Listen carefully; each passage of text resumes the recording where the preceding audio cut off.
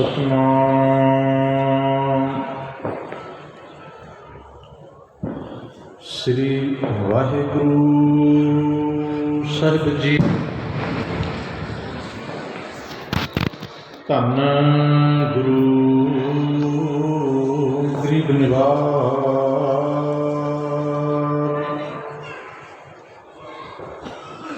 ਇਕ ਮਨ ਪੁਰਖ ਤਿਹਾਏ ਬਰਦਾਤਾ,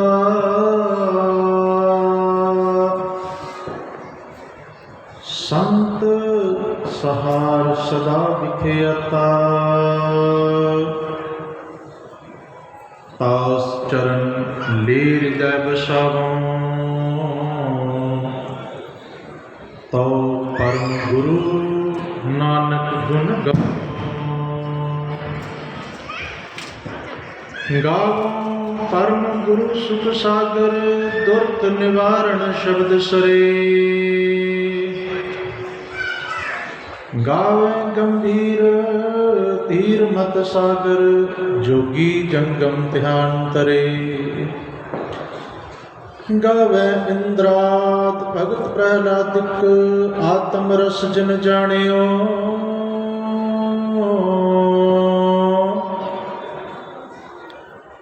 ਕਬ ਕਲ ਸੁਜਸ ਗਾਵੋ ਗੁਰ ਨਾਨਕ, ਰਾਜ ਜੋਗ ਜਿਨ ਮਾਣਿਓ। ਸੁਣੀ ਅਰਦਾਸ ਸੁਆਮੀ ਮੇਰੇ, ਸਰਬ ਕਲਾ ਬਣ ਆਈ। ਪ੍ਰਗਟ ਭਈ ਸਗਲੇ ਜੁਗ ਅੰਤਰ, ਗੁਰੂ ਨਾਨਕ ਕੀ ਵਡਿਆਈ। ਬੇਸ਼ੁਮਾਰ ਅਥਾਹ ਅਗੰਤ ਅਤੁਲੈ, ਜਿਉ ਬੁਲਾਵੋ ਤਿਉ ਨਾਨਕ ਦਾਸ ਬੋਲੇ। ਜਿਉ ਬੁਲਾਵੋ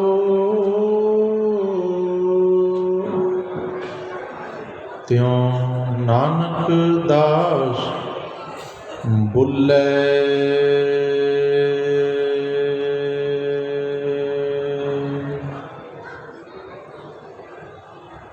ਜੁਗੋ ਜੁਗ ਅਟਲ, ਚਬਰ ਛਤਰ ਤਖਤ ਤੇ ਮਾਲਕ, ਹਾਜ਼ਰ ਨਾਜ਼ਰ ਸਤਿਗੁਰੂ ਦੀਨ ਦੁਨੀ ਦੇ ਪਾਤਸ਼ਾਹ। ਲੋਕ ਪ੍ਰਲੋਕ ਦੇ ਰਾਖੇ, ਬੇਅੰਤ ਬਖਸ਼ਿਸ਼ਾਂ ਦੇ ਭੰਡਾਰ, ਗਿਆਨ ਦੇ ਅਗੰਮੀ ਸਾਗਰ, ਸਰਬ ਸਾਂਝੀ ਵਾਲਤਾ ਦੇ ਪ੍ਰਤੀਕ,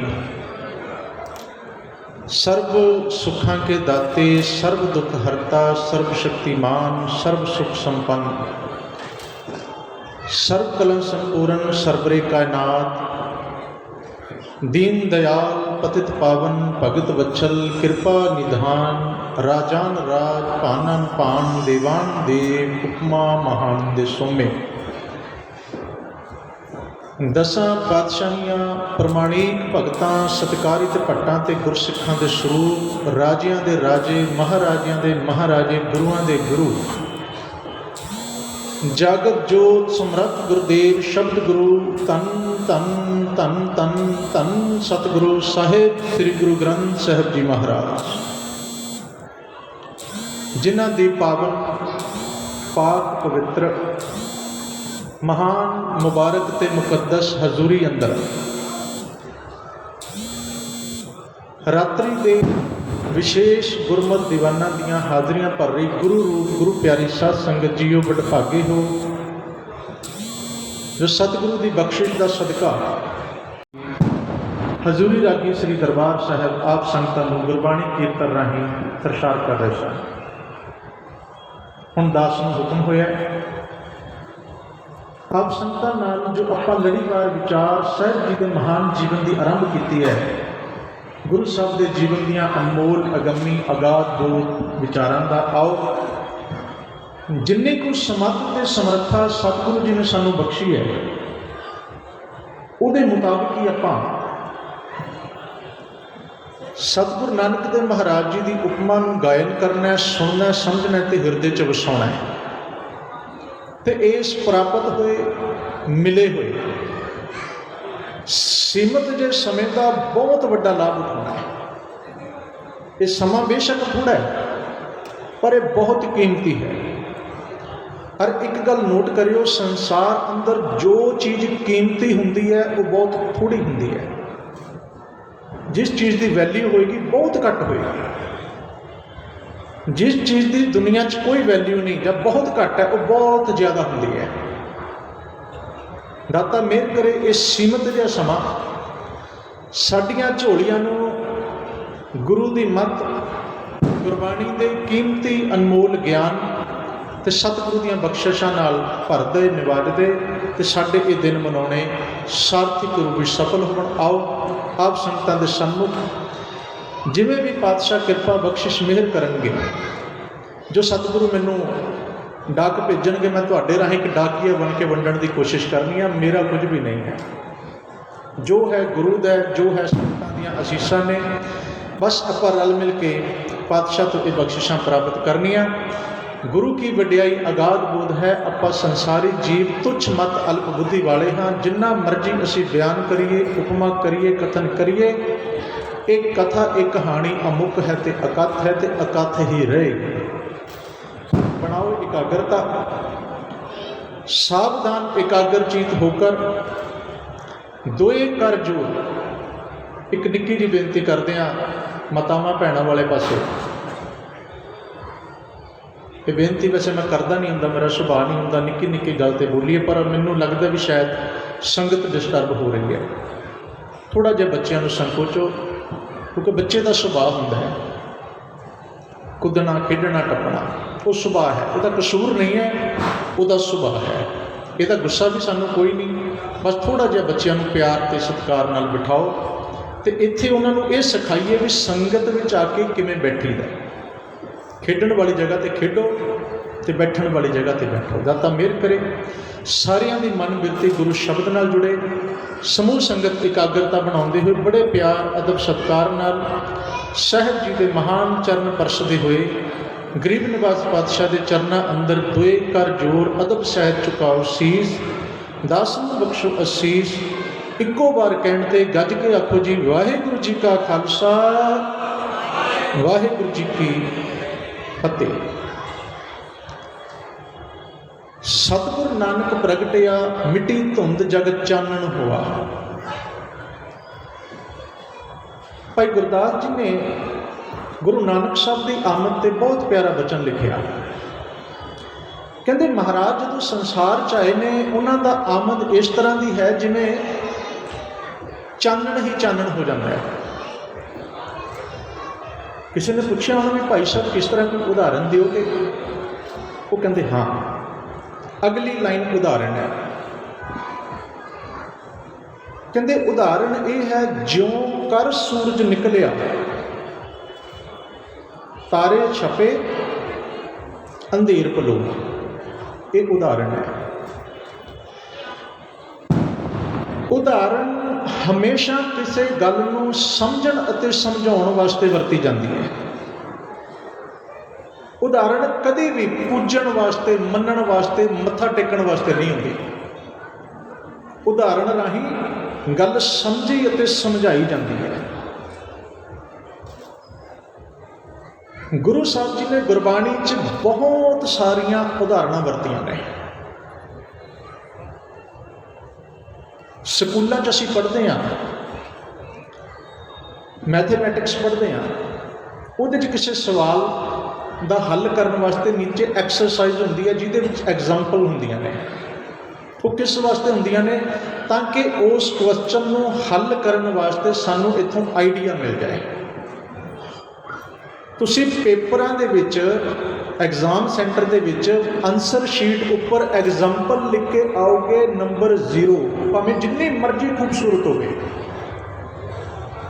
उदाहरण जिन्नी मर्जी वधिया होवे, आंसर शीट ते उहदी वैल्यू 0 है।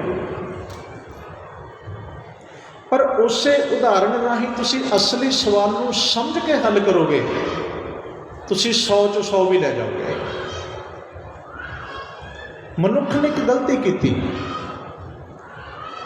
असी असल गल नूं समझण दी बजाय उदाहरण फड़ लईआं। उदाहरण ਭਗਵਾਨ ਬਣ ਗਈਆਂ, ਉਦਾਹਰਨਾਂ ਰੱਬ ਬਣ ਗਈਆਂ, ਉਦਾਹਰਨਾਂ ਹੀ ਪੂਜਣਯੋਗ ਹੋ ਗਈਆਂ। ਪੁਰਾਤਨ ਸਮਿਆਂ ਅੰਦਰ ਜੋ ਕਥਾ ਕਹਾਣੀਆਂ ਸਾਨੂੰ ਸੁਣਾਈਆਂ ਗਈਆਂ ਸਨ, ਉਹਦੇ ਵਿੱਚ ਕੁਝ ਪਾਤਰ ਘੜੇ ਜਾਂਦੇ ਸਨ। ਕਥਾ ਕਹਾਣੀ ਪਾਤਰ ਕੋਈ ਘੜਨਾ, ਕੋਈ ਕਰੈਕਟਰ ਘੜਨਾ, ਉਹਦਾ ਅਰਥ ਹੁੰਦਾ ਵੀ ਜਦੋਂ ਕੋਈ ਗੱਲ ਸਮਝਾਉਣੀ ਹੈ, ਇੱਕ ਚੰਗਾ ਬੰਦਾ ਰੱਖਿਆ ਜਾਏਗਾ, ਇੱਕ ਮਾੜਾ ਰੱਖਿਆ ਜਾਏਗਾ, ਇੱਕ ਦਰਮਿਆਨਾ ਹੋਏਗਾ, ਕੁਝ ਆਮ ਲੋਕ ਹੋਣਗੇ। ਸਾਰਾ ਕੁਝ ਕਿਸ ਵਾਸਤੇ ਹੁੰਦਾ? ਤਾਂ ਕਿ ਕੋਈ ਗੱਲ ਸਮਝ ਆ ਜਾਏ। ਕਿਸੇ ਮਨੁੱਖ ਨੂੰ ਦੇਵਤਾ ਬਣਾਇਆ ਜਾਏਗਾ, ਕਿਸੇ ਨੂੰ ਦੈਂਤ ਬਣਾਇਆ ਜਾਏਗਾ, ਕੋਈ ਤਪੱਸਵੀ ਹੋਏਗਾ, ਕੋਈ ਚੋਰ ਹੋਏਗਾ, ਕੋਈ ਠੱਗ ਹੋਏਗਾ। ਇਹ ਸਭ ਕੁਝ ਐਗਜ਼ਾਮਪਲ, ਗੱਲ ਨੂੰ ਸਮਝਣ ਵਾਸਤੇ। ਸਾਡੇ ਹਿੰਦੁਸਤਾਨ ਵਿੱਚ ਧਾਰਮਿਕ ਗ੍ਰੰਥਾਂ ਦਾ ਬਹੁਤ ਜ਼ਿਆਦਾ ਗਿਆਨ ਸੀ, ਅੱਜ ਵੀ ਹੈ। ਉਸ ਗਿਆਨ ਨੂੰ ਸਮਝਾਉਣ ਵਾਸਤੇ ਕੁਝ ਕਹਾਣੀਆਂ ਘੜੀਆਂ ਗਈਆਂ। ਅਫਸੋਸ, ਅਸੀਂ ਉਹ ਗ੍ਰੰਥ ਦਾ ਮੈਸੇਜ, ਉਹ ਗਿਆਨ ਦੇ ਸਲੋਕ, ਉਹ ਧਰਮ ਦੀ ਵਿੱਦਿਆ ਛੱਡ ਦਿੱਤੀ। ਅਸੀਂ ਉਦਾਹਰਨਾਂ ਪੂਜਣ ਲੱਗ ਪਏ। ਉਦਾਹਰਣ ਪੂਜਦਾ ਬੰਦਾ ਸੱਚ ਨਾਲ ਟੁੱਟ ਗਿਆ ਤੇ ਹਨੇਰੇ ਵਿੱਚ ਭਟਕ ਗਿਆ, ਅੰਧਕਾਰ 'ਚ ਭਟਕ ਗਿਆ। ਐਸਾ ਭਟਕਿਆ, ਐਸਾ ਗੁਆਚਿਆ, ਇਹਦਾ ਆਪਣਾ ਜੀਵਨ ਤੇ ਇਹਨੇ ਨਾਲ ਆਪਣੇ ਨਾਲ ਜੁੜੇ ਹੋਏ ਕਈ ਲੋਕਾਂ ਦਾ ਜੀਵਨ ਬਰਬਾਦ ਕਰਕੇ ਰੱਖ ਦਿੱਤਾ।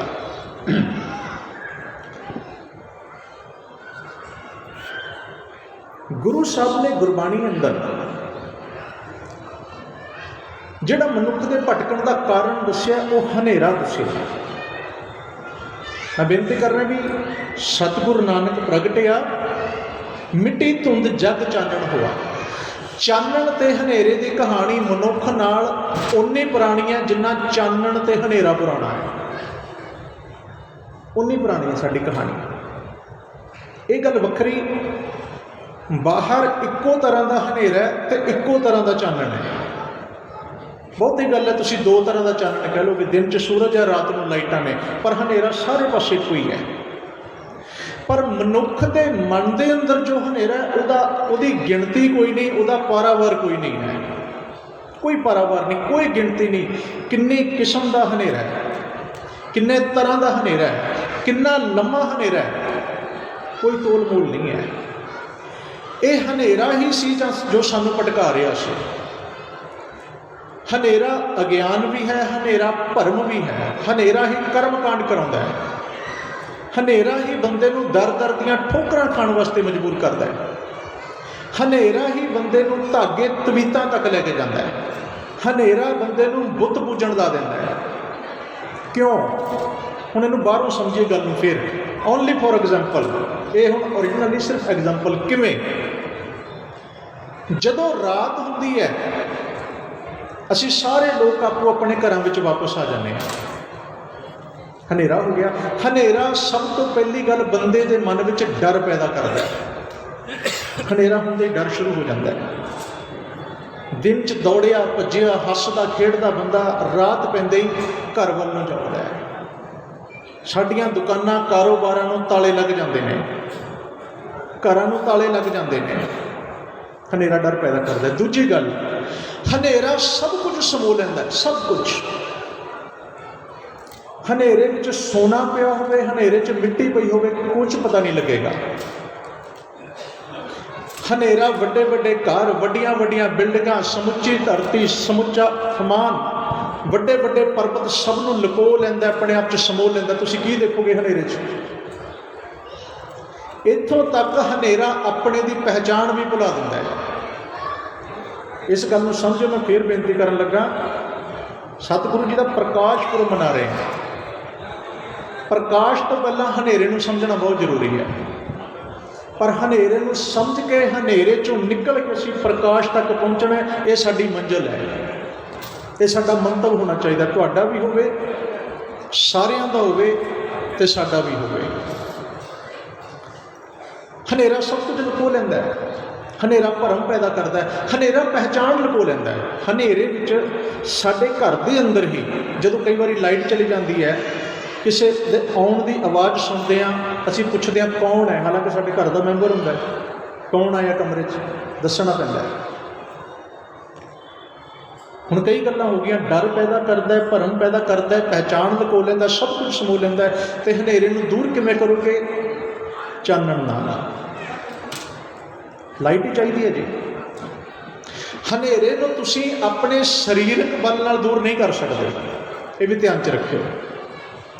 ਲਾਈਟ ਚਲੀ ਜਾਏ, ਰੋਸ਼ਨੀ ਨਾ ਹੋਵੇ, ਬੰਦਾ ਸੋਚੇ ਮੇਰੇ 'ਚ ਤਾਕਤ ਬਹੁਤ ਹੈ, ਮੈਂ ਬਾਹੂਬਲੀ ਹਾਂ, ਮੈਂ ਹਨੇਰਾ ਭਜਾ ਕੇ ਦੂਰ ਕਰ ਦਿਆਂਗਾ, ਹਨੇਰੇ ਨੂੰ ਧੱਕਾ ਲਾ ਕੇ ਪ੍ਰੈਸ ਕਰਕੇ ਦੂਰ ਕਰਾਂਗਾ, ਨਹੀਂ ਹੋਣਾ। ਫਿਰ ਕੋਈ ਬੰਦਾ ਇਹ ਸੋਚੇ ਮੈਂ ਬਹੁਤ ਧਨਵਾਨ ਹਾਂ, ਅਰਬਾਂ ਖਰਬਾਂ ਪਤੀ ਹਾਂ, ਸਾਰੀ ਦੁਨੀਆ ਮੇਰੇ ਅੰਡਰ ਹੈ, ਮੈਂ ਆਪਣੀ ਤਾਕਤ ਨਾਲ, ਪੈਸੇ ਨਾਲ ਹਨੇਰਾ ਦੂਰ ਕਰ ਦਾਂਗਾ, ਤਾਂ ਵੀ ਨਹੀਂ ਹੋਏਗਾ। ਕੋਈ ਬੰਦਾ ਕਹੇ ਮੈਂ ਬਹੁਤ ਜਾਦੂਈ ਸ਼ਕਤੀਆਂ ਦਾ ਮਾਲਕ ਹਾਂ, ਬੜੀਆਂ ਤਾਕਤਾਂ ਦਾ ਮਾਲਕ ਹਾਂ, ਮੈਂ ਆਪਣੀ ਜਾਦੂਈ ਸ਼ਕਤੀ ਨਾਲ ਦੂਰ ਕਰ ਦਾਂਗਾ, ਨਹੀਂ ਹੋਏਗਾ। ਹਨੇਰਾ ਜੁਗਤੀ ਨਾਲ ਦੂਰ ਹੋਏਗਾ। ਫਿਰ ਕੀ ਕਰਾਂਗੇ?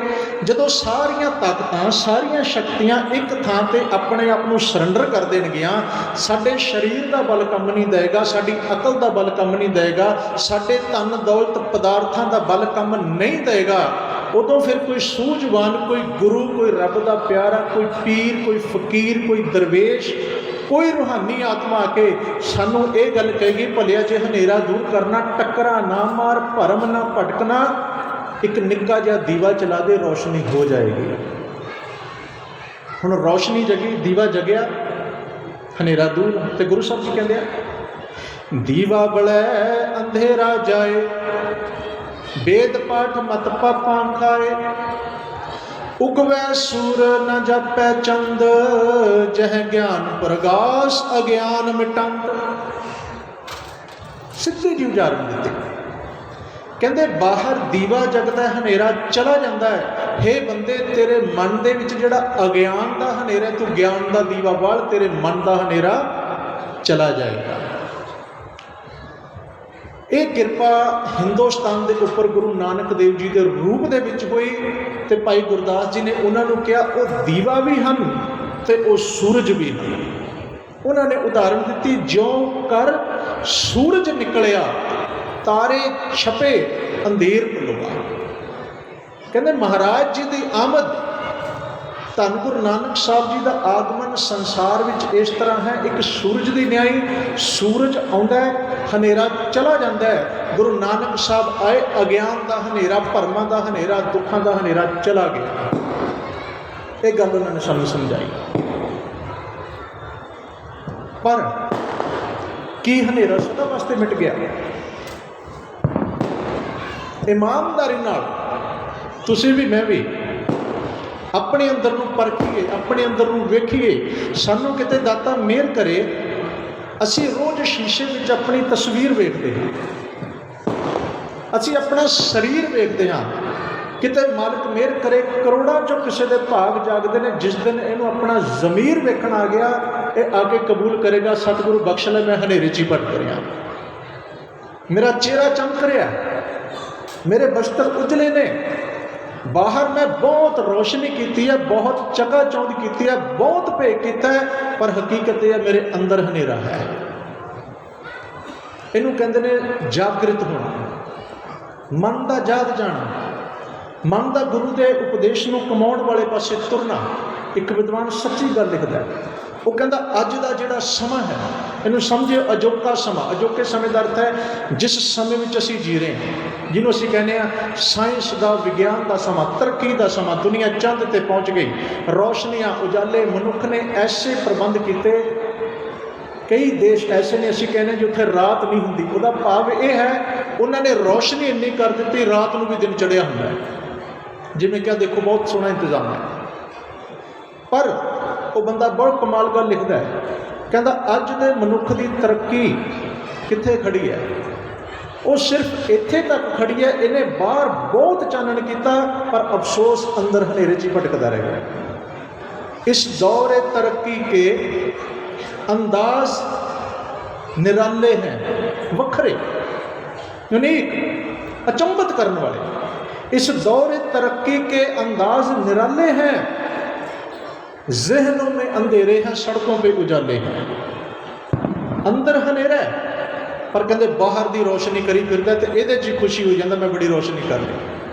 तो गुरबाणी च इस चीज़ की व्याख्या कह लो, जां इहदी व्याख्या इस शेर कह लो।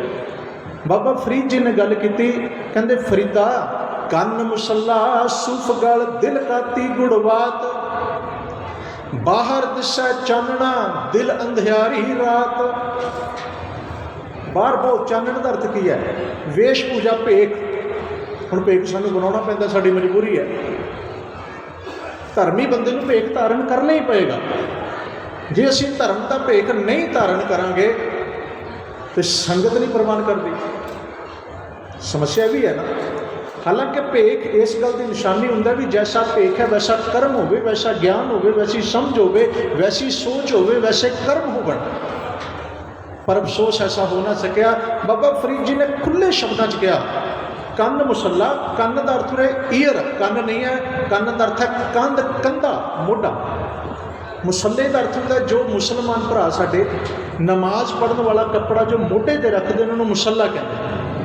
क्योंकि बाबा फरीद जी इस्लामी जगत नाल संबंध रखते हैं। उन्होंने अपने धर्म की उदाहरण दी। ये उदाहरण हनेरे की है। मैं फिर बेनती करा, कहते हनेरा की होंदा है? मोढे ते मुसला है, कन्न मुसला, सूफ गल दिल काती गुड़बात। कपड़े बहुत सफेद पोश पाए ने, मुख ते जुबान ते मिठियां गल्लां भी हैं। गुड़बात मिठियां गल्लां, मिठे बोल, पहरावा बहुत सोहना धार्मिक दिख रहा है। पर कहते बाहर दिशा चानना, चानन बाहर है, दिल अंधियारी रात, अंदर बहुत हनेरी रात है। सज्जन ठग इत्थे ही खड़ा सी, मलक भागो इत्थे ही खड़ा है, वली कंधारी इत्थे ही खड़ा है, सिद्ध छप बैठे पर्वती कौन जगत को पार उतारा इत्थे ही खड़े ने। दिल अंधियारी रात। हुण अंदर दे हनेरे नूं दूर करना हर एक दे वस दी गल नहीं हुंदी प्यारिओ। उहदे वास्ते कोई महान आत्मा, कामल पुरख, धन गुरु नानक देव वर्गी आत्मा संसार चाहती है, जो साडे वर्गे अज्ञानता भरमा भुलेखियां च फसे होया नूं हनेरा दे के इस खाई चों बाहर कढदी है। सतगुर शब्द उजारू दीपा, सिख वास्ते चानन की है। मैं फिर बेनती करा, गुरु का शब्द साडे वास्ते सब तो वड्डा चानन का सरमाया सोमा है। सतगुर शब्द उजारू दीपा, बिन से अंधकार तेह मंदिर रतन कोठड़ी खुली अनूपा। जिस हिरदे रूपी घर दे विच गुरु के शब्द का दीवा बल जाए, कहते दीवा बलदिया उन्होंने अपने अंदर पिया होया नाम रूपी रतन मिल जाता है। नाम रूपी रतन जिन्होंने दुनिया बाहरों लभदी सी, जिन्होंने लोग कर्म कांड करके लभदे सी। खैर हुण अगली बेनती मैं गुरु साहब के प्रकाश बारे थोड़ा समा करा। अज सतगुरु जी का प्रकाश पुरब है। एक विचार आप जी के नगर के बहुत ही महान ते विद्वान बजुर्ग बापू मदन सिंह जी, उन्होंने एक चानन पाया। सिख जगत आम असी कह रहे हैं 552 माह, बापू जी कहते भी 553 माह। उन्होंने फिर मैंने दसिया, कहते इस तरह 553 है तो इस तरह 552। मैं कहा जी गल्लां दोवें ही ठीक ने, सही गल है, गलत नहीं। जे 1469 छड्डांगे फिर तो 552 में, जे 1469 को ऐड करोगे फिर 553 में। बहुते विवाद च पैण की लोड़ नहीं। मैं नाल ही बेनती करदे नूं विवाद नहीं बनाना। मैं तो एक होर बेनती करदा हुंदा, हो सकदा तुहानूं अजीब लगे। तुसीं 552 कह के मना लो, 50 कह के भी मना लिया, 54, 55, 600 भी मनाउणा है। पर जिन्ना चिर सिख का मन गुरु के शब्द नाल जुड़ के चानण तक ना पहुँचा, भावें 5,550 मना लो, साडा अंदर हनेरे जी भटकेगा, कोई फर्क नहीं पैना, कोई फर्क नहीं पैना। क्योंकि गिणतियां नाल कभी अंदर में फर्क नहीं पैंदा। प्रैक्टिकल रूप च आना पएगा। दाता मेहर करे वो शब्द सानू अपने अंदर लियाना पएगा। राय भोए की तलवंडी ते पटवारी मेहता कालू जी रहिंदे ने। माता तृप्ता जी इन्हां दे धर्म सपत्नी हैं। 1464 सन 1464 सानू इस परिवार के अंदर एक बच्ची का जन्म होंदा। पिंड चाहल, माता तृप्ता जी का पेका पिंड है, पिंड चाहल। उस बच्ची का नाम नानके पिंड विच हुंदा ते नाम रखिया जाता नानकी। नानकी जी तो 5 साल बाद ਰਾਏ ਭੋਏ ਦੀ ਤਲਵੰਡੀ ਦੇ ਵਿੱਚ 1469 ਨੂੰ ਬਾਲਕ ਦਾ ਪ੍ਰਕਾਸ਼ ਹੁੰਦਾ ਹੈ। ਕਹਿੰਦੇ ਵੀ ਜਦੋਂ ਸਤਿਗੁਰੂ ਜੀ ਦੀ ਆਮਦ ਹੋਣੀ ਹੈ ਨਾ, ਜਿਹੜਾ ਤਲਵੰਡੀ ਦਾ ਮਾਹੌਲ ਸੀ ਬਹੁਤ ਹੀ ਕਮਾਲ ਦਾ ਮਾਹੌਲ ਬਣ ਗਿਆ। ਬੜਾ ਅਚੰਭਿਤ ਹੈਰਾਨ ਕਰਨ ਵਾਲਾ, ਬੜਾ ਮਿਠਾਸ ਮੌਸਮ ਵਿੱਚ ਬੜੀ ਠੰਡਕ ਹੈ, ਬੜਾ ਮਿੱਠਾ ਤੇ ਸੁਹਾਵਣਾ ਮੌਸਮ ਹੈ। ਇੱਥੋਂ ਤੱਕ ਉੱਥੋਂ ਦੇ ਤਲਵੰਡੀ ਦੇ ਲੋਕਾਂ ਦੇ ਸੁਭਾਅ ਵੀ ਚੇਂਜ ਹੋ ਰਹੇ ਨੇ। ਜਿਹੜੇ ਲੋਕ ਆਪਸ ਵਿੱਚ ਨਫ਼ਰਤ ਵਿੱਚ, ਈਰਖਾ ਵਿੱਚ, ਕੀਨੇ ਸਾੜੇ ਵਿੱਚ ਜਿੰਦੇ ਸਨ, ਉਹਨਾਂ ਦੇ ਮਨਾਂ ਅੰਦਰ ਪਤਾ ਨਹੀਂ ਅਚਾਨਕ ਇੱਕਦਮ ਬਦਲਾਅ ਆਉਂਦਾ। ਤਲਵੰਡੀ ਦਾ ਮਾਹੌਲ, ਤਲਵੰਡੀ ਦੀ ਆਬੋ ਹਵਾ ਇਤਨੀ ਕੁ ਖੂਬਸੂਰਤ, ਇਤਨੀ ਕੁ ਠੰਡੀ ਮਿੱਠੀ ਹੋ ਜਾਂਦੀ ਹੈ ਵੀ ਲੋਕ ਯਕੀਨ ਨਹੀਂ ਕਰਦੇ ਵੀ ਸਾਡੀ ਤਲਵੰਡੀ ਨੂੰ ਕੀ ਹੋ ਗਿਆ। ਇੱਥੋਂ ਦਾ ਮਾਹੌਲ, ਇੱਥੋਂ ਦੀ ਆਬੋ ਹਵਾ, ਇੱਥੋਂ ਦਾ ਮੌਸਮ ਬੜਾ ਸੋਹਣਾ ਹੈ। ਰਾਏ ਬੁਲਾਰ ਆਪਣੀ ਮੌਜ ਤੇ ਆਨੰਦ ਵਿੱਚ ਜੀ ਰਿਹਾ ਹੈ।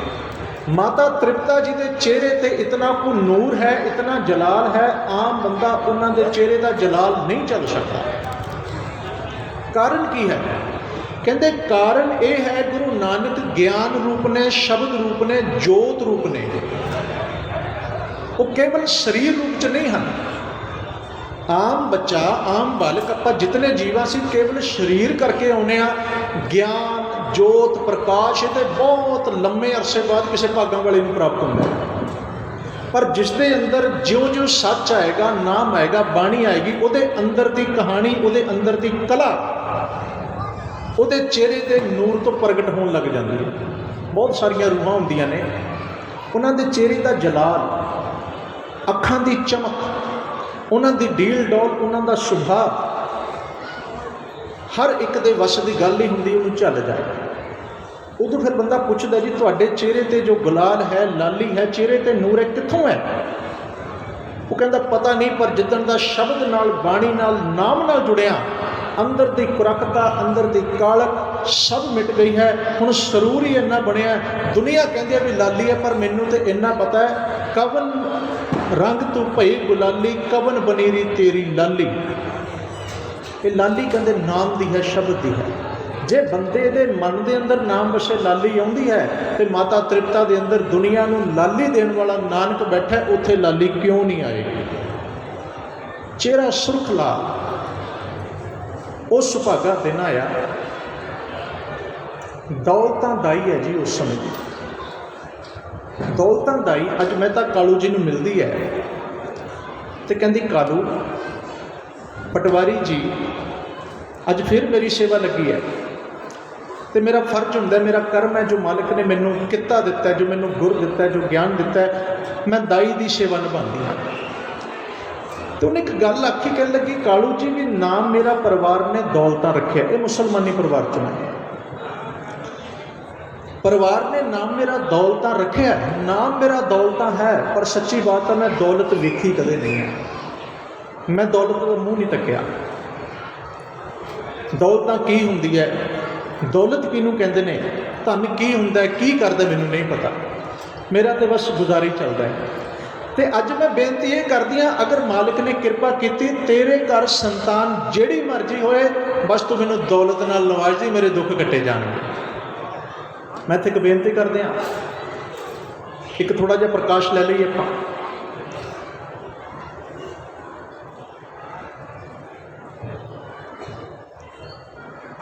ਗੁਰੂ ਘਰ ਦੇ ਅੰਦਰ ਸਤਿਗੁਰੂ ਨੇ ਮਨੁੱਖ ਦੇ ਹਰ ਇੱਕ ਪੱਖ ਨੂੰ ਬਹੁਤ ਨਿਖਾਰ ਕੇ ਸਾਹਮਣੇ ਲੈ ਕੇ ਆਉਂਦਾ ਹੈ। ਸਤਿਗੁਰੂ ਨੇ ਸਾਨੂੰ ਅਧਿਆਤਮਿਕ ਸੋਝੀ ਵੀ ਦਿੱਤੀ ਹੈ, ਸਮਾਜਿਕ ਵੀ ਦਿੱਤੀ ਹੈ, ਰਾਜਨੀਤਿਕ ਵੀ ਦਿੱਤੀ ਹੈ, ਧਾਰਮਿਕ ਵੀ ਦਿੱਤੀ ਹੈ, ਤੇ ਆਰਥਿਕ ਪੱਖ ਦੀ ਵੀ ਸੋਝੀ ਦਿੱਤੀ ਹੈ। ਸਿੱਖ ਕਿਸੇ ਪੱਖ ਤੋਂ ਕਮਜ਼ੋਰ ਨਾ ਹੋਵੇ, ਬਲਕਿ ਇਨਸਾਨ ਜੋ ਧਰਮ ਦੇ ਮਾਰਗ 'ਤੇ ਚੱਲ ਪਏ, ਉਹਦਾ ਕੋਈ ਪੱਖ ਕਮਜ਼ੋਰ ਨਹੀਂ ਹੋਣਾ ਚਾਹੀਦਾ। ਮੈਂ ਕੇਵਲ ਆਰਥਿਕ ਪੱਖ ਦੀ ਗੱਲ ਕਰਨ ਲੱਗਾ। ਸੰਸਾਰ, ਸਮੁੱਚਾ ਸੰਸਾਰ, ਸਮੁੱਚੀ ਕਾਇਨਾਤ, ਸਮੁੱਚੀ ਦੁਨੀਆ ਬਾਣੀ ਦੇ ਮੁਤਾਬਿਕ ਮਾਇਆ ਦਾ ਹੀ ਰੂਪ ਹੈ। ਸਭ ਕੁਝ ਮਾਇਆ, ਸਭ ਕੁਝ ਮਾਇਆ। ਇਹ ਸਾਰੇ ਸੰਸਾਰ ਨੂੰ ਮਾਇਆ ਕਹਿੰਦੇ ਨੇ। ਇਸ ਮਾਇਆ ਦਾ ਇੱਕ ਰੂਪ, ਮਾਇਆ ਦੇ ਲੱਖਾਂ ਕਰੋੜਾਂ ਰੂਪ ਨੇ, ਇੱਕ ਰੂਪ ਧਨ ਦੌਲਤ ਹੈ, ਰੁਪਈਆ, ਪੈਸਾ। ਸਾਡਾ ਸਰੀਰ ਵੀ ਮਾਇਆ ਹੈ। ਇਹ ਬੇਨਤੀ ਵੀ ਧਿਆਨ, ਸਰੀਰ ਕਰਕੇ ਆਪਾਂ ਸਾਰੀ ਮਾਇਆ, ਜੋਤ ਕਰਕੇ ਮਾਇਆ ਨਹੀਂ ਹੈ। ਇਸ ਕਰਕੇ ਜੋਤ ਮਾਇਆ ਰੂਪ ਸਰੀਰ ਨੂੰ ਤਜ ਜਾਂਦੀ ਹੈ। माया तो विनस की माया का अर्थ ही होंगे विनस जाने वाली, खत्म हो जाने वाली, मिट जाने वाली, डैमेज हो जाने वाली, डिस्ट्रॉय हो जाए, खत्म हो जाए माया। पर जिहड़ा शरीर माया का रूप च है, ये माया नाल ही चलेगा। आत्मा माया नाल नहीं चलती, मन नूं माया की लोड़ नहीं, जोत नूं माया की लोड़ नहीं। मन की आत्मा की खुराक ज्ञान है, तन की खुराक रोटी है, रोटी पैसे नाल आउंदी है, ज्ञान गुरु कोलों आउंदा है। तो मैं नेड़े रखा बेनती नूं, संसारिक लोड़ां पूरियां करने वास्ते दौलत चाहिए है, माया चाहिए है, रज रज कमाओ, सारे कमाओ, पर किरत ईमानदारी की होवे, मेहनत की होवे, बेईमानी की ना होवे। आह गल वल ध्यान रखना है। असीं पता की सोचते हैं, बंदे का सुभाव यह है भी आही असीं गलती प्यारे बार बार करते हैं, असीं दुनिया नूं बंदे नूं फॉलो करते हैं, मत्था गुरु साहब नूं टेकते हैं, तो फॉलो किनू करांगे, मन्नांगे किनू? फलाना बंदा भी तो ठगी करता जी, मैं की कर ली तो की फर्क पै गया, साडा सुभाव इत्थे खड़ा। फलाना भी तो बेईमानी करता जे, उन्हें लख की की मैं 1000 की कर ली तो की फर्क पै गया। भलिया हम कौन दसे भी बेईमानी तो बेईमानी है ना। सियाणे कहते चोरी कख की ते लख की, चोरी तो चोरी वजेगी। सिख का फर्क की है? सिख नाम किसका है? सिख का नाम है पूर्ण ईमानदारी, प्योरिटी, क्वालिटी, जो असीं गवा चुके हैं। क्षमा करियो, बहुते रूप, बहुतात रूप बिरलियां ने सांभी हुई है, जिन्हों ने सांभी है मुबारक, उन्होंने चरणों च प्रणाम। जिहड़े नहीं सांभ सके मेरे वर्गे गल्लां वाले, उन्हों का रब रखा। दौलत की लोड़ है पर मेहनत ईमानदारी की होवे। जदों इत्थे गड़बड़ आया सिस्टम दे विच, बंदे का मन दौलत ते भटकिया ते बेईमानी वाले पासे, पराए हक का अर्थ हुंदा रिश्वतखोरी, भ्रष्टाचार, करप्शन। तो मैनूं लगदा भी इहदा अर्थ किहनूं नहीं पता होणगे। सब तो वध करप्शन नाल हिंदुस्तानी लोग लड़ रहे हैं, आपां लोग सब तो वध लड़ रहे हैं करप्शन नाल। चपड़ासी तो लैके टॉप तक करप्शन चलती है, 1 रुपये तो लैके करोड़ों तक करप्शन चलती है। और कमाल की गल है, ये करप्शन धार्मिक देश में चलती है, जिथे असीं कहने बहुत बड़ा धार्मिक देश। इत्थे बहुत धर्म ने, इत्थे हिंदू भी ने, जैनी भी ने, बौद्धी भी ने, मुस्लिम भी ने, सिख भी ने, क्रिश्चन भी ने। करप्शन सारे पासे है। तो इट मीनस असीं सारे करप्ट मनांगे? असीं नहीं मनांगे। आई समस्या, पर गुरबाणी मना रही है। गुरु नानक का प्रकाश करना है। की प्रकाश दे रहे हैं? हक पराया नानका उस सुवर उस गाए, गुरपीर हामा तां परे जा मुरदार ना खाए। मुरदार के अर्थ समझ लिया, जो मुर्दा खाना की है, मीट खाना की होंगे। सौखी बेनती करते हैं, मीट की बड़ी वड्डी समस्या साडे च। मीट खाना चाहिए कि नहीं खाना चाहिए? गुरु साहब ये दसदे, पहला सानू ये पता होवे मीट हुंदा की है। खाण ना खाण की गल बाद च आएगी। मुर्दार मीट में मुर्दार मार के खा जाना। एक मांस, एक मीट तन खांदा है, एक मांस, एक मीट साडा मन खांदा। ये फर्क हम तुसीं किहड़ा खांदे हो तो किहड़ा नहीं खांदे। मैं भी देखा मैं किहड़ा खाना तो किहड़ा नहीं खांदा। एक असीं वैज नॉन वैज वगैरह जो बाहर चलदा है, एक तो हो गया, रौला साडा उसे का ही है। पर जिथे जिहड़ा असली मसला सी, जिहड़ा असली मुर्दार सी, जिहड़ा असली मीट सी, उत्थे किसी का ध्यान नहीं गया। असीं जात लैके भी नहीं गए। क्यों? क्षमा करो, असीं खाना चाहते हैं, असीं खाना चाहते हैं, असीं करप्शन करनी चाहते हैं, असीं बेईमानी नाल पैसा कमाना चाहते हैं, असीं रस्ते भी उस तरह के बनाए, असीं कानून भी उस तरह के बनाए, असीं वो चोर मोरियां रखिया भी मेरा काम वधिया चलता रहे, मैनूं कोई रोक टोक ना होवे। तो गुरु साहब कहते हक किसी का हक खा जाना, किसी की मेहनत खा जानी, किसी का पैसा खा जाना, किसी नाल बेईमानी कर जानी, ठगी कर जानी, 5 रुपये के काम के 5000 लेने, ये मुर्दार खाना ही है। होर की है? यही तो मुर्दार है। जो तू खा लिया तो सरकारी अदारे प्राइवेट पता नहीं कितना कोई रोज़ ही चल रहा है, अणगिणत चल रहा है।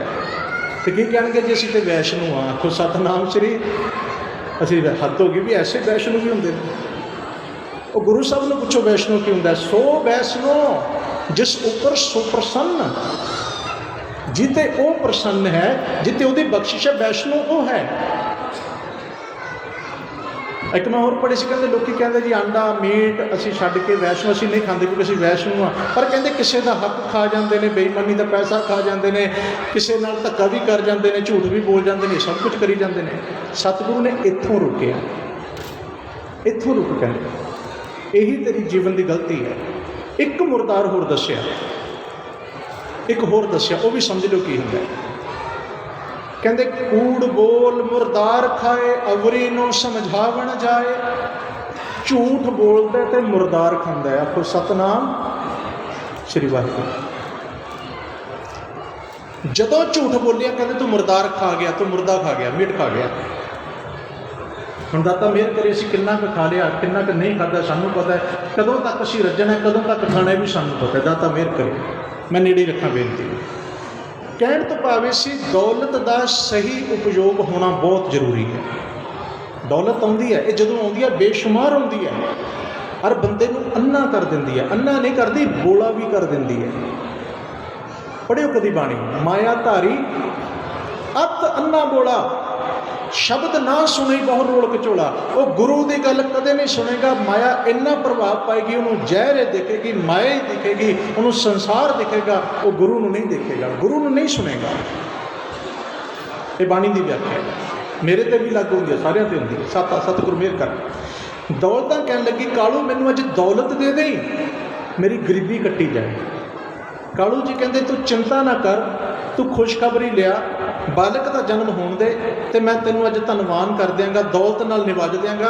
तू परत के ये नहीं कहेंगे मैनू दौलत नहीं मिली।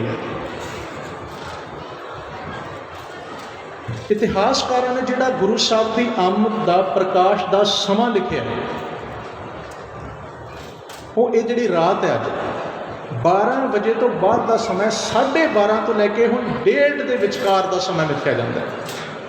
देखो प्रॉपर टाइम की है, क्योंकि उस टाइम ना तो घड़ियां का सिस्टम सी, ना कोई इस तरह का सिस्टम सी भी असीं उहनूं प्रॉपर लिख पाते। पर इन्ना सी भी जो 2 पहर बीत गए रात के 12 बजे तक, उदों कुछ घड़ियां बाद सतगुरु का प्रकाश होया।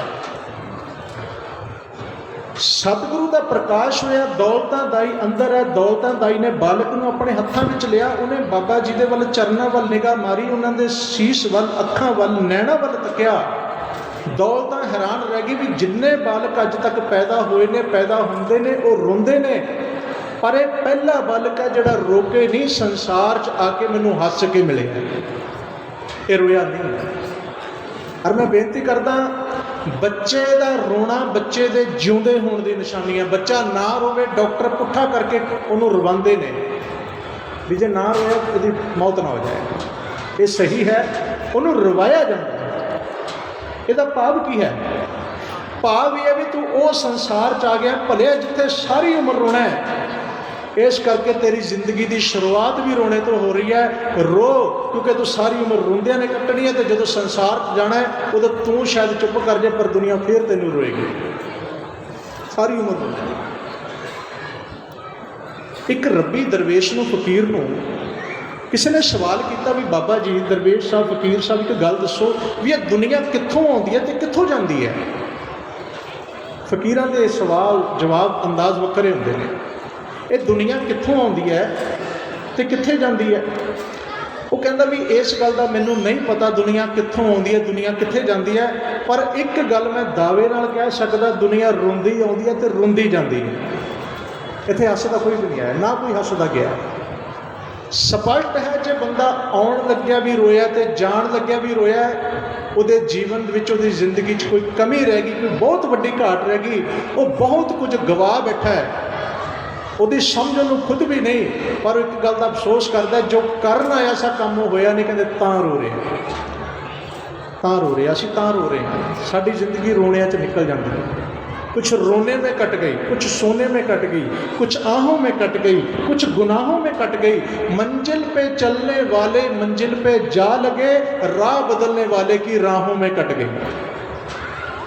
जो केवल गुरु के दर ते तुर पिया, गुरु नूं मुख रख के, गुरु नूं मन के गुरु वाल तुर पिया, वो पहुँच गया। लोग राह बदलते रह गए, सारी उम्र राह बदले ने असीं बहुतियां ने।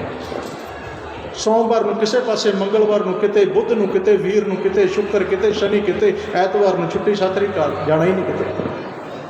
असीं राह बदले ने सारी उम्र। ਪੀਰਾਂ ਦੇ ਫਕੀਰਾਂ ਦੇ ਡੇਰਿਆਂ ਦੇ ਧਾਗਿਆਂ ਤੇ ਤਵੀਤਾਂ ਤੇ ਇਹ ਤੇ ਹੈ ਰਾਹ ਬਦਲਨੇ। ਦੌਲਤਾਂ ਦਾ ਹੀ ਕਹਿੰਦੇ ਵੀ ਅੱਜ ਮੈਂ ਹੈਰਾਨ ਹਾਂ, ਦੌਲਤਾਂ ਘਬਰਾਈ। ਸਤਿਗੁਰੂ ਜੀ ਦੀ ਆਮਦ ਹੋਈ, ਦੌਲਤਾਂ ਘਬਰਾ ਗਈ। ਪਹਿਲਾਂ ਉਹਨੂੰ ਬੜਾ ਅਚੰਭਾ ਲੱਗਿਆ, ਉਹਨੇ ਕੋਸ਼ਿਸ਼ ਕੀਤੀ ਪਰ ਉਹਨੇ ਯਤਨ ਕੀਤਾ, ਸਤਿਗੁਰੂ ਜੀ ਦੇ ਚਿਹਰੇ 'ਤੇ ਰੋਣਾ ਨਹੀਂ ਆਇਆ। ਕਹਿੰਦੀ ਪਹਿਲੀ ਵਾਰ ਹੋਇਆ ਮੇਰੀ ਆਪਣੀ ਜ਼ਿੰਦਗੀ ਅੰਦਰ, ਮੈਂ ਉਹ ਬਾਲਕ ਅੱਜ ਵੇਖਿਆ ਜਿਹੜਾ ਰੋ ਕੇ ਨਹੀਂ ਬਲਕਿ ਹੱਸ ਕੇ ਸੰਸਾਰ 'ਚ ਹੈ। ਕਿਉਂ?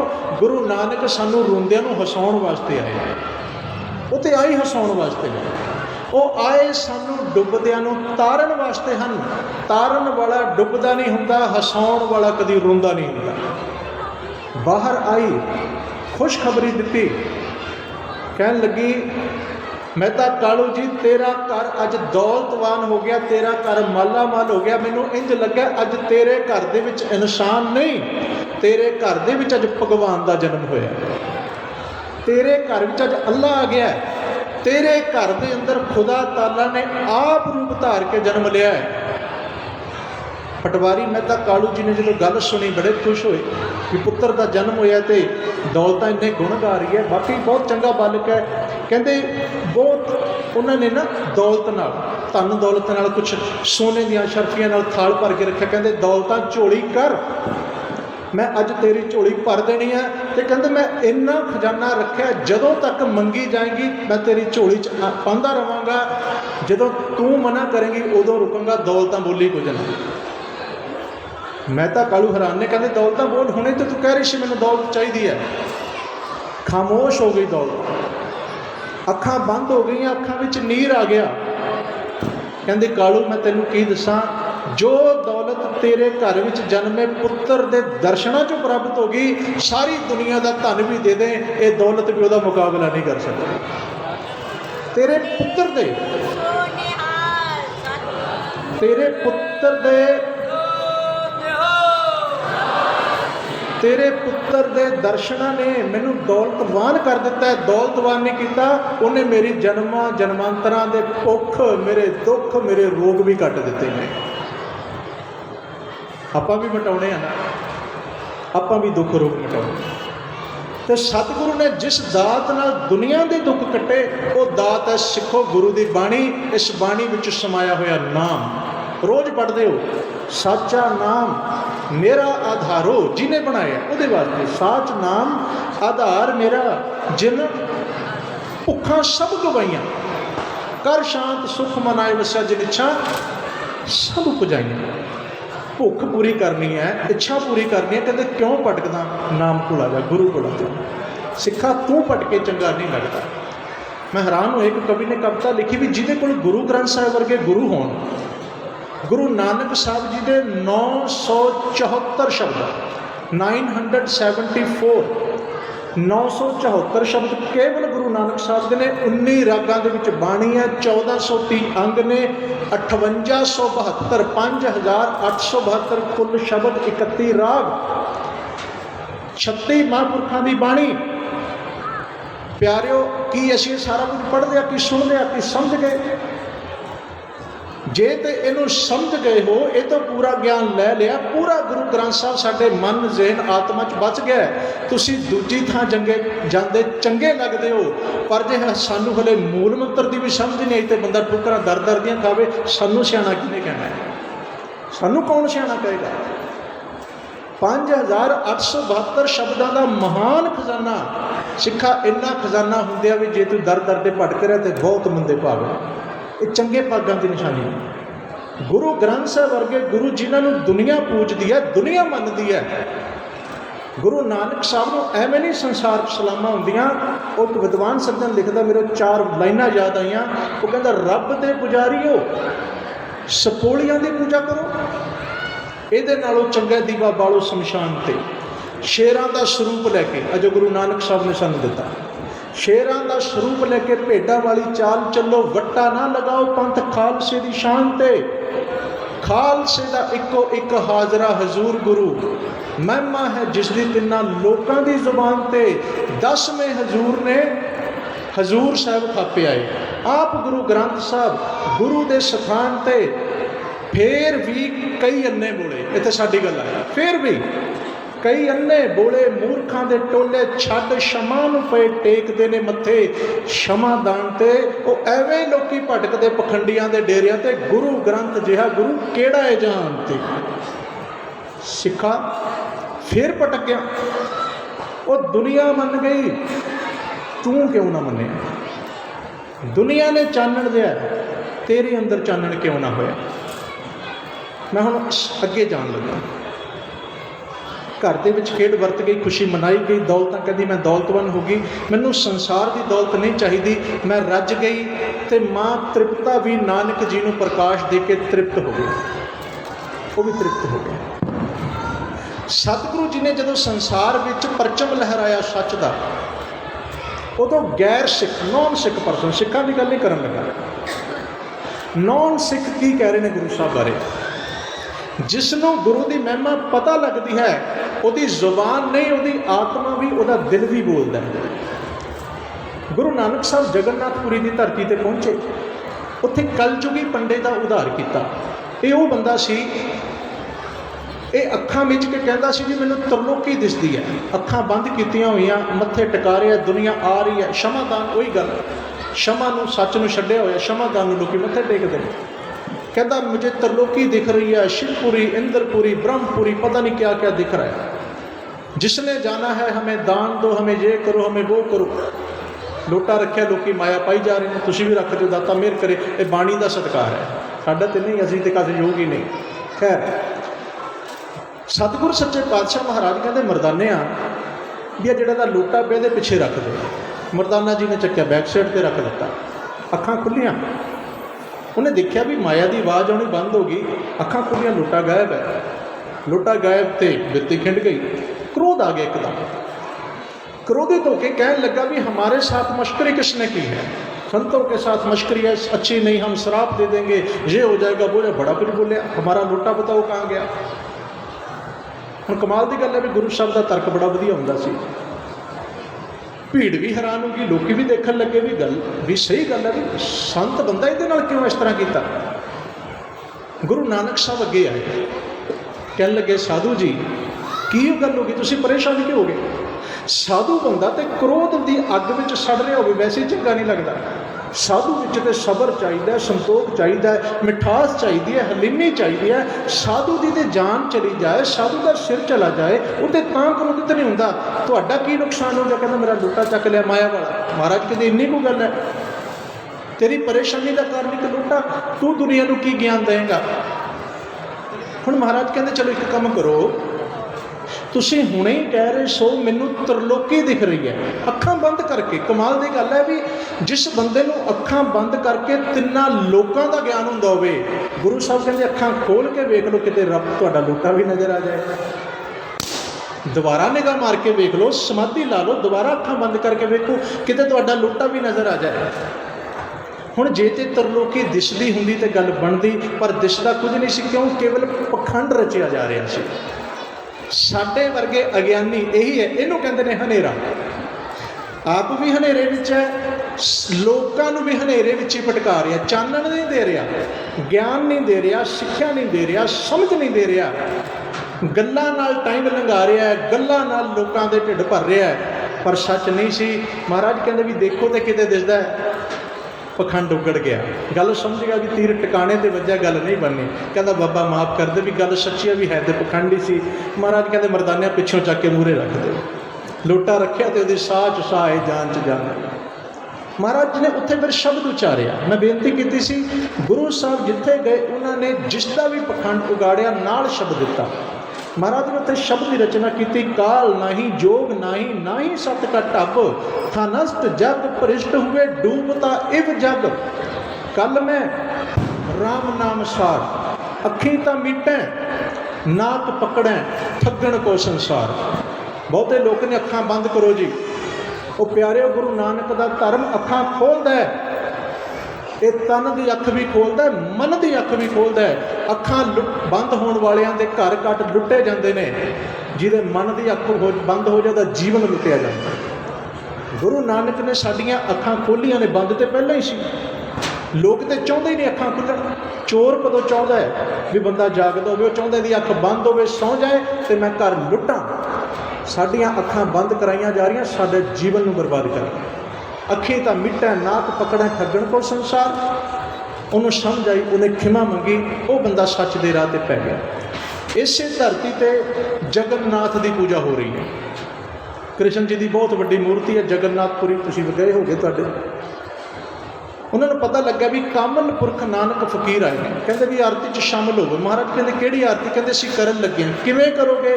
ਕਹਿੰਦੇ ਥਾਲ ਵਾਲੇ ਆ ਜੀ, ਥਾਲ ਦੇ ਵਿੱਚ ਦੀਵੇ ਰੱਖੇ ਨੇ, ਧੂਫਾਂ ਧੁਖਾਈਆਂ ਨੇ, ਸੁਗੰਧੀ ਫੈਲਾਵਾਂਗੇ, 2-4 ਘੰਟੇ ਪੂਜਾ ਹੋਏਗੀ, ਥਾਲੀ ਘੁਮਾਵਾਂਗੇ ਤੇ ਆਰਤੀ ਹੋ ਜਾਏਗੀ। ਮਹਾਰਾਜ ਕਹਿੰਦੇ ਬਹੁਤ ਛੋਟੀ ਆਰਤੀ ਹੈ, ਮੈਂ ਇੱਕ ਬਹੁਤ ਵੱਡੀ ਆਰਤੀ ਵੇਖ ਰਿਹਾ, ਔਰ ਵੈਸੀ ਆਰਤੀ ਸੰਸਾਰ 'ਚ ਕਿਤੇ ਵੀ ਨਹੀਂ ਹੋ ਰਹੀ, ਕਿਤੇ ਨਹੀਂ ਹੋ ਰਹੀ।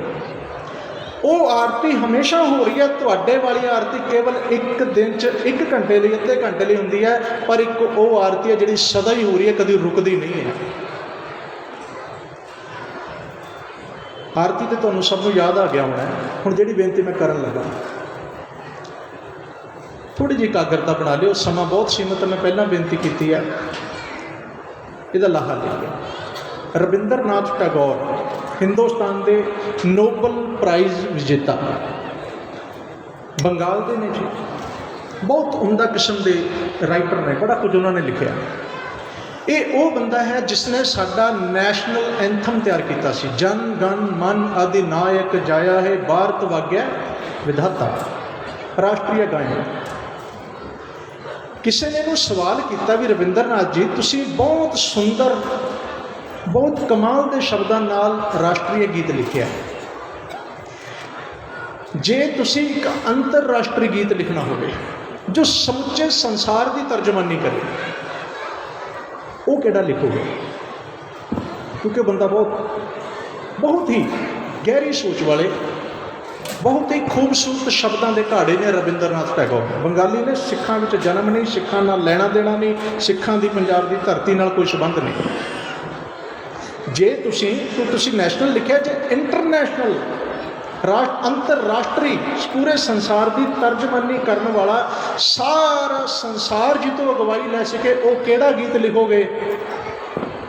ਉਹਨੇ ਹੱਥ ਜੋੜ ਦਿੱਤੇ, ਕਹਿੰਦਾ ਮੈਂ ਲਿਖ ਨਹੀਂ ਸਕਦਾ। ਪੁੱਛਿਆ ਕਿਉਂ? ਕਹਿੰਦਾ ਲਿਖਿਆ ਹੋਇਆ ਆਲਰੇਡੀ ਆ ਚੁੱਕਿਆ। ਸਵਾਲ ਕਰਨ ਵਾਲਾ ਹੈਰਾਨ ਹੋਇਆ, ਕਹਿੰਦਾ ਵੀ ਕਿੱਥੇ ਆ ਗਿਆ, ਕਦੋਂ ਲਿਖਿਆ, ਕਿਹੜੀ ਬੁੱਕ? ਅਸੀਂ ਤੇ ਪੜ੍ਹਿਆ ਨਹੀਂ। ਕਹਿੰਦਾ ਆਹੀ ਸਾਡੇ ਮਾੜੇ ਭਾਗ, ਆਹੀ ਮਾੜੇ ਭਾਗਾਂ ਦੀ ਨਿਸ਼ਾਨੀਆਂ। ਕੰਮ ਦੀਆਂ ਚੀਜ਼ਾਂ ਅਸੀਂ ਨਹੀਂ ਪੜ੍ਹੀਆਂ, ਜੋ ਪੜ੍ਹੀਆਂ ਸਾਡੇ ਕੰਮ ਨਹੀਂ ਆਈਆਂ। ਤੁਸੀਂ ਅਖਬਾਰ ਰੋਜ਼ ਪੜ੍ਹਦੇ ਹੋ, ਤੁਹਾਡੇ ਕੰਮ ਨਹੀਂ ਆਉਂਦਾ। ਬਾਣੀ ਸਾਡੇ ਕੰਮ ਆਉਂਦੀ ਸੀ, ਅਸੀਂ ਨਹੀਂ ਪੜ੍ਹੀ। ਨਿਤਨੇਮ ਸਾਡੇ ਕੰਮ ਆਉਣੇ ਸੀ, ਨਹੀਂ ਕੀਤਾ। ਮੈਗਜ਼ੀਨ, ਫਿਲਮੀ ਰਸਾਲੇ, ਹੋਰ ਪਤਾ ਨਹੀਂ ਕੀ ਕੁਝ ਸਾਡੇ ਘਰਾਂ 'ਚ ਆਮ ਹੀ ਪਿਆ ਹੁੰਦਾ। ਗੁਟਕਾ ਅਸੀਂ ਉਸ ਥਾਂ 'ਤੇ ਰੱਖਿਆ ਹੁੰਦਾ ਜਿੱਥੇ ਚੱਕਣ ਵਾਸਤੇ ਵੀ 3 ਦਿਨ ਲੱਗ ਜਾਂਦੇ ਨੇ। ਇਹ ਸਾਡੇ ਦੁਰਭਾਗ ਨੇ। ਉਹ ਕਹਿੰਦਾ ਵੀ ਆਲਰੇਡੀ ਲਿਖਿਆ ਹੋਇਆ, ਮੈਨੂੰ ਲਿਖਣ ਦੀ ਲੋੜ ਨਹੀਂ। ਯਾਰ ਜੋ ਉਹ ਲਿਖਿਆ ਗਿਆ ਉਹ ਤੋਂ ਉੱਪਰ ਕੋਈ ਗੀਤ ਨਹੀਂ ਹੋ ਸਕਦਾ। ਕਹਿੰਦੇ ਫਿਰ ਸਾਨੂੰ ਦੱਸੋ, ਸਾਨੂੰ ਵੀ ਪਤਾ ਲੱਗੇ ਉਹ ਗੀਤ ਕਿਹੜਾ ਹੈ। ਉਹਨੇ ਫਿਰ ਇਸ਼ਾਰਾ ਕੀਤਾ, ਜੇ ਅੰਤਰਰਾਸ਼ਟਰੀ ਗੀਤ ਪੜ੍ਹਨੇ ਤੇ ਗੁਰੂ ਨਾਨਕ ਦਾ ਸ਼ਬਦ ਪੜ੍ਹੋ, ਗਗਨ ਮੈਂ ਥਾਲ ਰਵ ਚੰਦ ਦੀਪਕ ਬਨੇ, ਤਾਰਕਾ ਮੰਡਲ ਜਨਕ ਮੋਤੀ, ਧੂਪ ਮਲ ਅਨਲੋ ਪਵਨ ਚਵਰੋ ਕਰੇ, ਸਗਲ ਬਨ ਰਾਏ ਫੁਲੰਤ ਜੋਤੀ, ਕੈਸੀ ਆਰਤੀ ਹੋਏ ਭਵ ਖੰਡਨਾ ਤੇਰੀ ਆਰਤੀ, ਅਨਹਤਾ ਸ਼ਬਦ ਵਜੰਤ ਪੇਰੀ। ਇਹ ਅੰਤਰਰਾਸ਼ਟਰੀ ਗੀਤ ਹੈ, ਇਹਦੇ ਵਰਗਾ ਗੀਤ ਦੁਨੀਆ 'ਚ ਹੋਰ ਨਹੀਂ ਹੋ ਸਕਦਾ। ਗੁਰੂ ਨਾਨਕ ਦਾ ਕਲਾਮ ਪੜ੍ਹੋ ਜੇ ਪੜ੍ਹਨਾ। ਸਿੱਖਾਂ ਨੇ ਇਹ ਗਲਤੀ ਕੀਤੀ, ਅਸੀਂ ਗੁਰੂ ਨਾਨਕ ਦਾ ਕਲਾਮ ਛੱਡ ਕੇ ਬਾਕੀ ਸਭ ਕੁਝ ਪੜ੍ਹ ਗਿਆ। ਅਸੀਂ PhDਆਂ ਕਰ ਲਈਆਂ, ਡਿਗਰੀਆਂ ਕਰ ਲਈਆਂ, MBBS BBS, ਪਤਾ ਨਹੀਂ ਕੀ ਕੁਝ ਕਰੀ ਫਿਰਦੇ ਹਾਂ, ਪਰ ਅਸੀਂ ਗੁਰਮਤਿ ਦੀ ਡਿਗਰੀ ਨਹੀਂ ਲਈ। ਸਾਡੇ 'ਚ ਸਿੱਖ ਨਹੀਂ ਬਣੇ, ਸਾਡੇ 'ਚ ਸਾਧੂ ਨਹੀਂ ਬਣ ਰਿਹਾ, ਸਾਡੇ 'ਚ ਅੱਜ ਭਾਈ ਤਾਰੂ ਸਿੰਘ ਪੈਦਾ ਨਹੀਂ ਹੋ ਰਿਹਾ, ਸਾਡੇ 'ਚ ਬੋਤਾ ਸਿੰਘ, ਗਰਜਾ ਸਿੰਘ ਪੈਦਾ ਨਹੀਂ ਹੋ ਰਹੇ, ਸਾਡੇ 'ਚ ਅੱਜ ਪਰਤ ਕੇ ਕੋਈ ਨਾਮਦੇਵ ਨਹੀਂ ਆਇਆ, ਕੋਈ ਬਾਬਾ ਫਰੀਦ ਨਹੀਂ ਆਇਆ, ਸਾਡੇ 'ਚ ਗੁਰੂ ਹਰਕ੍ਰਿਸ਼ਨ ਵਰਗੇ ਬਾਲ ਨਹੀਂ ਆ ਰਹੇ, ਸਾਡੇ 'ਚ ਸਾਹਿਬਜ਼ਾਦੇ ਨਹੀਂ ਆ ਰਹੇ। ਕਿਉਂ? ਅਸੀਂ ਜਿੱਥੋਂ ਬਣਦੇ ਸੀ ਉਹ ਪੜ੍ਹਨਾ ਛੱਡ ਦਿੱਤਾ। ਇਹ ਸਾਡੇ ਦੁਰਭਾਗ ਹੈ। ਇਹਨੂੰ ਕਬੂਲ ਕਰ ਲਿਓ ਗੱਲ ਨੂੰ। ਜਿੱਥੇ ਗਲਤ ਹੋ ਗਏ ਮੈਨੂੰ ਦੱਸ ਦਿਓ, ਹੋ ਸਕਦਾ ਮੈਂ ਗਲਤ ਹਾਂ, ਕੋਈ ਜ਼ਰੂਰੀ ਨਹੀਂ ਮੈਂ ਹਰ ਗੱਲ ਸੱਚੀ ਬੋਲਾਂ, ਪਰ ਮੇਰਾ ਫਰਜ਼ ਹੈ ਗੁਰੂ ਘਰ ਦਾ ਚੌਂਕੀਦਾਰ ਹੋਣ ਦੇ ਨਾਤੇ, ਜਦੋਂ ਹਨੇਰਾ ਹੋਵੇ, ਘਰ ਨੂੰ ਚੋਰ ਪੈਣ, ਤੇ ਚੌਂਕੀਦਾਰ ਦਾ ਫਰਜ਼ ਹੈ ਬੋਲਣਾ। ਮੈਂ ਬਸ ਇਸੇ ਕਰਕੇ ਬੋਲ ਰਿਹਾ। ਇਹਨੂੰ ਕਹਿੰਦੇ ਨੇ ਹਨੇਰਾ। ਅਸੀਂ ਹਨੇਰੇ 'ਚ ਭਟਕ ਰਹੇ ਹਾਂ। ਚਾਨਣ ਫੇਰ ਗੁਰੂ ਹੈ। ਤੁਸੀਂ ਜਿੱਥੇ ਮਰਜ਼ੀ ਚਲੇ ਜਾ ਬੰਦੇ, ਤੈਨੂੰ ਚਾਨਣ ਕੇਵਲ ਤੇਰੇ ਗੁਰੂ ਕੋਲੋਂ ਮਿਲੇਗਾ। ਗੁਰਬਾਣੀ ਇਸ ਜਗ ਮੈਂ ਚਾਨਣ ਕਰਮ ਵਸੈ ਮਨ ਆਏ, ਤੇਰੇ ਮਨ 'ਚ ਵਸ ਜਾਏ, ਤੇਰੇ ਹਿਰਦੇ 'ਚ ਚਾਨਣ ਹੋ ਜਾਏ। ਉਹ ਚਾਨਣ ਗੁਰੂ ਨੇ ਪੂਰੇ ਸੰਸਾਰ ਨੂੰ ਦਿੱਤਾ, ਤੇਰੇ ਅੰਦਰ ਉਹ ਚਾਨਣ ਹੋ ਗਿਆ। ਸਤਿਗੁਰੂ ਜੀ ਦੇ ਸਨਮੁਖ ਬਾਬਰ ਆਇਆ। ਬਾਬਰ ਨੇ ਜਦੋਂ ਐਮਨਾਬਾਦ ਦੀ ਧਰਤੀ 'ਤੇ ਜ਼ੁਲਮ ਕੀਤੇ, ਉਹਨੇ ਬਹੁਤ ਸਾਰੇ ਲੋਕ ਕੈਦੀ ਬਣਾਏ। ਨਾਨਕ ਜੀ ਵੀ ਕੈਦ ਹੋ ਗਏ। ਹਾਲਾਂਕਿ ਗੁਰੂ ਕੈਦ ਨਹੀਂ ਹੁੰਦਾ, ਗੁਰੂ ਨੂੰ ਕੌਣ ਕੈਦ ਕਰੇਗਾ। ਸਤਿਗੁਰੂ ਜੀ ਵੀ ਕੈਦੀਆਂ ਦੇ ਨਾਲ ਅੰਦਰ ਨੇ। ਚੱਕੀਆਂ ਚੱਲਣ ਲੱਗ ਪਈਆਂ, ਸਤਨਾਮ ਕਰਤਾਰ ਦੀ ਧੁਨੀ ਹੋਣ ਲੱਗ ਪਈ। ਬਾਬਰ ਦੇ ਕੰਨਾਂ ਤੱਕ ਆਵਾਜ਼ ਪਹੁੰਚੀ ਵੀ ਇਹਨਾਂ ਸਾਰੇ ਕੈਦੀਆਂ ਵਿੱਚ ਕੋਈ ਦਰਵੇਸ਼ ਆਤਮਾ ਹੈ। ਉਹ ਕਹਿੰਦਾ ਮੈਂ ਦਰਵੇਸ਼ਾਂ ਦਾ ਸਤਿਕਾਰ ਕਰਦਾ, ਬੁਲਾਓ। ਬੁਲਾਇਆ ਗਿਆ। ਮਹਾਰਾਜ ਤੇ ਬਾਬਰ ਆਮੋ ਸਾਹਮਣੇ ਬੈਠ ਗਏ। ਗੁਰੂ ਸਾਹਿਬ ਦੇ ਪਿੱਛੇ ਪਿੱਛੇ ਨਹੀਂ ਗਏ, ਉਹਦੇ ਹੱਥ ਨਹੀਂ ਜੋੜੇ, ਘਬਰਾਏ ਨਹੀਂ ਉਹਨੂੰ ਵੇਖ ਕੇ। ਮਹਾਰਾਜ ਅਣਖ ਨਾਲ ਅੱਖ ਚੱਖ ਪਾ ਕੇ ਸਾਹਮਣੇ ਬੈਠੇ ਨੇ। ਬਾਬਰ ਨੇ ਸ਼ਰਾਬ ਦਾ ਪਿਆਲਾ ਰੱਖਿਆ, ਕਹਿੰਦਾ ਬਾਬਾ ਪੀ। ਮਹਾਰਾਜ ਕਹਿੰਦੇ ਕੀ ਹੋਏਗਾ? ਕਹਿੰਦਾ ਬੜੀ ਮਸਤੀ ਆਉਂਦੀ ਹੈ, ਖੁਮਾਰੀ ਆਉਂਦੀ ਹੈ, ਸਰੂਰ ਆਉਂਦਾ ਹੈ, ਸੁੱਧ ਬੁੱਧ ਭੁੱਲ ਜਾਂਦੀ ਹੈ, ਦੁਨੀਆ ਭੁੱਲ ਜਾਂਦੀ ਹੈ, ਗਮ ਭੁੱਲ ਜਾਂਦੇ ਨੇ। ਬਾਬਰ ਬਾ ਐਸ਼ ਗੋਸ਼ ਕੇ ਆਲਮ ਦੁਬਾਰਾ ਨੇਸਤ। ਉਹਨੇ ਆਪਣੀ ਭਾਸ਼ਾ 'ਚ ਕਿਹਾ। ਕਹਿੰਦਾ ਮਹਾਰਾਜ ਕਹਿੰਦੇ ਕਿਉਂ ਪੀਨਾ? ਕਹਿੰਦੇ ਮੇਰਾ ਮੰਨਣਾ ਵੀ ਬਾਬਰ ਐਸ਼ ਕਰ, ਕਿਉਂਕਿ ਦੁਨੀਆ 'ਚ ਦੁਬਾਰਾ ਨਹੀਂ ਆਉਣਾ। ਬਾਬਰ ਬਾ ਐਸ਼ ਗੋਸ਼ ਕੇ ਆਲਮ ਦੁਬਾਰਾ ਨੇ ਸਤਿਗੁਰੂ ਨੇ ਉਹਨੂੰ ਪਰਤ ਕੇ ਉਸੇ ਲਾਈਨ 'ਚ ਇੱਕ ਚੇਂਜ ਕੀਤਾ। ਕਹਿੰਦੇ ਬਾਬਰ ਬਾ ਹੋਸ਼ ਗੋਸ਼ ਕੇ ਆਲਮ ਦੁਬਾਰਾ ਨੇ ਐਸ਼ ਨਾ ਕਰ ਕਮਲਿਆ, ਹੋਸ਼ ਕਰ, ਕਿਉਂਕਿ ਦੁਨੀਆ 'ਚ ਦੁਬਾਰਾ ਨਹੀਂ ਆਉਣਾ। ਇੱਕੋ ਹੀ ਜਾਮਾ ਹੈ, ਹੀਰੇ ਜੈਸਾ ਜਨਮ ਹੈ, ਜੇ ਗਾਫਲਤਾ 'ਚ ਪੈ ਗਿਆ ਕੌਡੀ ਬਦਲਿਆ ਜਾਏ। ਹੋਸ਼ ਕਰ ਮਨੁੱਖੀ ਜੀਵਨ ਸਾਮ, ਤੇਰੀ ਜ਼ਿੰਦਗੀ ਬਰਬਾਦ ਹੋ ਰਹੀ ਹੈ। ਤੂੰ ਕਿਉਂ ਨਹੀਂ ਜਾਗਦਾ? ਜਾਗ ਲਿਹੋ ਰੇ ਮਨਾ, ਜਾਗ ਲਿਹੋ ਕਹਾਂ ਗਾਫਲ ਸੋਇਆ। ਉਹ ਜੋ ਤਨ ਉਪਜਿਆ ਸੰਗੀ, ਸੋਪੀ ਸੰਗ ਨਾ ਹੋਏ। ਤੂੰ ਸੁੱਤਾ ਕਿਉਂ ਪਿਆ? ਤੂੰ ਜਾਗ। ਜਾਗੋ ਜਾਗੋ ਸੁਤਿਓ, ਚੱਲਿਆ ਵਣਜਾਰਾ। ਉਹ ਵਣਜਾਰਿਓ ਜਾਗ ਜਾਓ, ਕਿਉਂ ਸੌਂ ਕੇ ਆਪਣਾ ਜੀਵਨ ਗਵਾ ਰਹੇ? ਸੁੱਤੇ ਦੀ ਨਿਸ਼ਾਨੀ ਕੀ ਹੈ? ਮੈਂ ਦੁਪਹਿਰੇ ਬੇਨਤੀ ਕੀਤੀ ਸੀ, ਲੁੱਟੇ ਦੀ ਨਿਸ਼ਾਨੀ ਕੀ ਹੈ? ਹੁਣ ਸੁਣ ਲਓ, ਸੁੱਤੇ ਦੀ ਨਿਸ਼ਾਨੀ ਕੀ ਹੈ? ਸੁੱਤੇ ਦੀ ਨਿਸ਼ਾਨੀ ਹੁੰਦੀ ਹੈ ਵੀ ਜਿਹਦਾ ਘਰ ਲੁੱਟਿਆ ਜਾਏ, ਜਿਹਦੇ ਘਰ 'ਚ ਚੋਰ ਪੈ ਜਾਣ, ਜਿਹਦੇ ਘਰ ਦੇ ਵਿੱਚ ਤਬਾਹੀ ਮੱਚ ਜਾਏ। ਅੱਜ ਸਿੱਖੀ ਦੇ ਘਰ ਨੂੰ ਚੋਰ ਪੈ ਗਏ, ਸਾਡਾ ਘਰ ਲੁੱਟਿਆ ਗਿਆ, ਸਾਡੇ ਗੁਣ ਲੁੱਟੇ ਗਏ, ਸਾਡਾ ਅੰਮ੍ਰਿਤ ਵੇਲਾ ਲੁੱਟਿਆ ਗਿਆ, ਸਾਡਾ ਨਿਤਨੇਮ ਲੁੱਟਿਆ ਗਿਆ, ਸਾਡੀ ਬੋਲੀ ਲੁੱਟੀ ਗਈ। ਮੰਨਦੇ ਹੋ ਜੀ ਇਸ ਗੱਲ ਨੂੰ? ਸਾਡੀ ਗੁਰਮੁਖੀ ਮਾਤ ਭਾਸ਼ਾ ਪੰਜਾਬੀ ਲੁੱਟੀ ਗਈ, ਸਾਡਾ ਪਹਿਰਾਵਾ ਲੁੱਟਿਆ ਗਿਆ, ਸਾਡਾ ਕਲਚਰ ਲੁੱਟਿਆ ਗਿਆ, ਸਾਡਾ ਬਾਣਾ ਲੁੱਟਿਆ ਗਿਆ, ਸਾਡੇ ਧਰਮ ਦੇ ਕਕਾਰ ਲੁੱਟੇ ਗਏ, ਚਿੰਨ੍ਹ ਲੁੱਟੇ ਗਏ, ਸਾਡੇ ਧਾਰਮਿਕ ਅਸਥਾਨਾਂ ਦੀ ਬੇਪਤੀ ਹੋਈ ਸਭ ਕੁਝ ਲੁੱਟੇ ਤੇ ਗਿਆ। ਕਿਉਂ? ਕਿਉਂਕਿ ਅਸੀਂ ਸੁੱਤੇ ਪਏ ਹਾਂ। ਮਹਾਰਾਜ ਨੇ ਸੁਚੇਤ ਕੀਤਾ ਸੀ, ਖੱਤਰੀਆਂ ਤਾਂ ਧਰਮ ਛੋੜਿਆ, ਮਲੇਸ਼ ਪਾਖਿਆ ਗਈ। ਕਹਿੰਦੇ ਆਪਣੀ ਭਾਸ਼ਾ ਨੂੰ ਛੱਡ ਕੇ ਮਲੇਸ਼ੀਆ ਦੀ ਭਾਸ਼ਾ ਬੋਲਦਾ। ਤੇਰੀ ਭਾਸ਼ਾ ਨੂੰ ਕੀ ਹੋਇਆ ਸੀ? ਸਿੱਖੋ ਤੁਸੀਂ ਵੀ ਤਾਂ ਬੋਲਦੇ ਹੋ। ਮੈਂ ਇੱਕ ਬੇਨਤੀ ਕਰਦੇ ਹਾਂ ਹੱਥ ਜੋੜ ਕੇ, ਮੈਨੂੰ ਲੱਗਦਾ ਇਹ ਇੱਕ ਬੇਨਤੀ ਜੇ ਅਸੀਂ ਮੰਨ ਲਈਏ, ਇਹ ਇੱਕ ਪ੍ਰਕਾਸ਼ ਹੀ ਆਪਣੇ 'ਚ ਕਰ ਲਈਏ ਸਾਰੇ। ਔਰ ਮੈਨੂੰ ਉਮੀਦ ਹੈ ਵੀ ਤੁਸੀਂ ਸਹਿਮਤ ਵੀ ਹੋ ਜਾਓਗੇ। ਔਖੀ ਨਹੀਂ ਹੈ, ਬਹੁਤ ਸੌਖੀ ਜਿਹੀ ਗੱਲ ਕਰਨ ਲੱਗਾ। ਇੱਕ ਪ੍ਰਣ ਕਰ ਲਓ ਸਾਰੇ, ਜਿੰਨੇ ਮਾਤਾ ਭੈਣਾਂ ਬਜ਼ੁਰਗ ਬੱਚੇ ਜਵਾਨ ਬੈਠੇ ਹੋ, ਸਾਰੇ ਇੱਕ ਪ੍ਰਾਣਾ 'ਚ ਕਰ ਲਓ। ਮੇਰੇ ਨਾਲ ਨਹੀਂ, ਆਪਾਂ ਰਲ ਕੇ ਸਾਰਿਆਂ ਨੇ ਗੁਰੂ ਨਾਲ ਕਰਨਾ। ਹਾਮੀ ਜਿਤਾ ਦਿਓ ਜੇ ਤੁਹਾਨੂੰ ਗੱਲ ਜੱਜ ਗਈ। ਖੱਤਰੀਆਂ ਤਾਂ ਧਰਮ ਛੋੜਿਆ, ਮਲੇਸ਼ ਭਾਖਿਆ ਗਈ। ਅਸੀਂ ਮਲੇਸ਼ੀਆ ਦੀ ਭਾਸ਼ਾ ਨਹੀਂ ਬੋਲਣੀ, ਮਲੇਸ਼ ਦਾ ਅਰਥ ਕਰਾਂਗੇ ਮੈਂ ਦੂਸਰੀ। ਤੁਸੀਂ ਇਹ ਪ੍ਰਣ ਕਰੋ ਵੀ ਸਤਿਗੁਰੂ ਤੇਰੇ ਪ੍ਰਕਾਸ਼ ਦਿਵਸ 'ਤੇ ਅਸੀਂ ਅੱਜ ਇਕੱਠੇ ਹੋ ਕੇ ਆਏ ਹਾਂ, ਸਾਡੇ 'ਤੇ ਮਿਹਰ ਕਰੋ, ਇੱਕ ਪ੍ਰਕਾਸ਼ ਸਾਡੇ ਅੰਦਰ ਕਰ ਦਿਓ। ਅੱਜ ਤੋਂ ਬਾਅਦ ਅਸੀਂ ਆਪਣੇ ਘਰ ਪਰਿਵਾਰ ਅਤੇ ਬੱਚਿਆਂ ਵਿੱਚ ਗੁਰਮੁਖੀ ਅਤੇ ਪੰਜਾਬੀ ਬੋਲਾਂਗੇ। ਕਰੋਗੇ ਜੀ ਪ੍ਰਣ?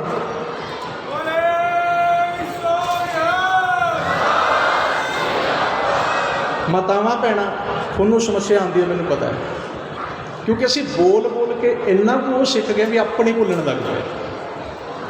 ਭਾਈ ਸਾਹਿਬ ਨੇ ਜਕਾਰਾ ਲੈ ਪ੍ਰਵਾਨਗੀ ਦਿੱਤੀ ਹੈ ਵੀ ਲੇਟ ਦਿੱਤੀ ਹੈ, ਵੀ ਪਹਿਲਾਂ ਲੱਗਿਆ ਵੀ ਸ਼ਾਇਦ ਔਖਾ ਲੱਗਦਾ।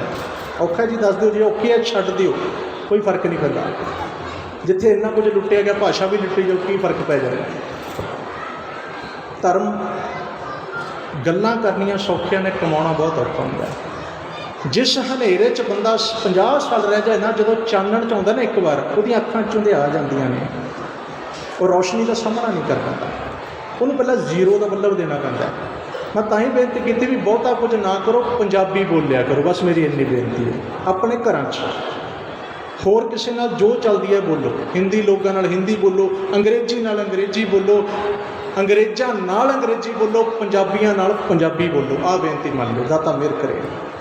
सतगुर सच्चे पातशाह महाराज जी बाबर नूं कह रहे हैं, बाबर की होएगा? कहता मैं ऐश कर रही हाँ। महाराज जी कहते ऐश ना कर, होश कर। सतगुरु कहते भी जी तू पीना नशा कितना चिर है? कहता जी रात को पीवो सवेर तक नशा रहिंदा है, सवेरे पीवो रात तक नशा रहिंदा है। महाराज कहते बहुत घटिया दारू है तेरी, इन्ना को नशा 5-7 घंटे च खत्म। एक मेरे को भी है, कहते पिएगा। बाबर दी अखां खुल गई भी बाबा भी बोतल लैके बैठो, देख रहा भी कोई दिखती तो है नहीं कोले। ਹੁਣ सतगुरु कहते आ तेन मैं दसन लगा किहड़ी पीनी है। उत्थे एक विद्वान लिखता है, था यही आलम के नानक ने ये कह दिया, इसका पीना भी खता, इसका पिलाना भी खता। ये परी शीशे में जहरी नाग से कुछ कम नहीं, शक्ल पानी की है लेकिन आग से कुछ कम नहीं। तूने जो पी है, जिहड़े लोग भी पीते हैं, तूने जो पी है इससे प्यास मर सकती नहीं, मैंने जो पी है क्यामत तक उतर सकती नहीं।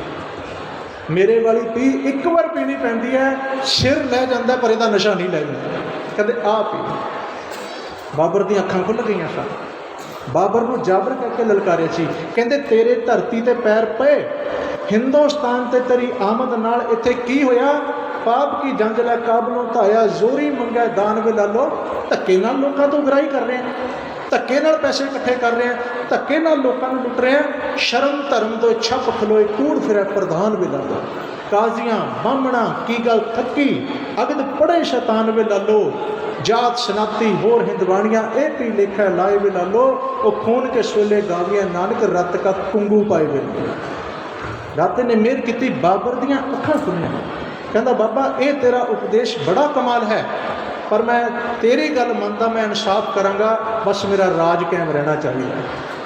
इत्थे मैं बेनती करके नेड़े आवां, समाप्ति वाले पासे आइए, समा हो चुका है। सियाणे कहते ने मरदा की ना करदा। अज गुरु नानक साहब के पावन प्रकाश आगमन पुरब ते एक प्रकाश समुचे पंजाबियां ते किसानां नूं मिल गया। सरकार दियां अखां खुल गईयां। प्रकाश वाले दिन उन्हां दी अखां च रोशनी आ गई, उन्हां दी मत बुद्ध च रोशनी आ गई। अज सरकार ने खुद मन लिया भी काले कानून असीं रद्द कर रहे हैं। इहनूं की कहंदे ने? भाई साहब दा बचन है, कहते टंगों पकड़ घसीटिया फिरिया मक्का कला दिखारी। अज फिर मक्का फिरिया, यदा अर्थ है दिमाग फिर गया, दिमाग घूम गया, अकल टकाने आ गई। जो टकाने आती है प्रधानमंत्री, राष्ट्रपति, CM PM सारे गलती मानते भी हाँ गलती होगी, जो तुम कर रहे हो सही उही है। ये तुहाडी जित है। अरे जित याद रखो, सानू सतगुरु के प्रकाश से मिली है। ये साडी भी प्राप्ति है, तो ये पिछे सतगुरु की कला वरती है। तो असी फिर क्यों गुरु तो दूर होइए? क्यों ना गुरु वाले बनिए? क्यों ना बाणी नाल जुड़िए? प्यारिओ, बाबे नानक का देन असी सारी उम्र नहीं दे सकते। साढ़े सिरां ते बद्धी दस्तार बाबे नानक की ध्यान में रखियो। तुसीं कहोगे गोबिंद सिंह मान, नहीं, दस्तार हिंदुस्तान में पहलों भी बन्नी जाती सी। पुरातन समय का इतिहास पढ़ो, हर हिंदू बंदा सिर ते दस्तार बन्नदा सी। पर जदों मुगल राज होया, वो कहते भी इत्थों का कोई बंदा मुसलमानों तो बिना दस्तार नहीं बन्नेगा, जिहड़ा बन्नेगा सिर कलम कर दिओ। लोगों ने धड़ाधड़ उतार के सुट दित्तियां। दस्तार सुटती, दस्तार पैरों च रुल गई, दस्तार जमीन च रुल गई। कहते सिर बचा लो, दस्तार का किया फिर ले लांगे। पर गुरु नानक की आमद हुई, कहते सिर दे दो, जे बचाउणी दस्तार दो। गुरु साहब ने दस्तार चुकी, चुक के साਂਭ के उन्होंने सिर ते सजाई, सजा के ये कह दिता सिर ते जा सकता है, पर यह दस्तार कभी नहीं जाएगी। क्यों? ये मेरे सिर का ताज है।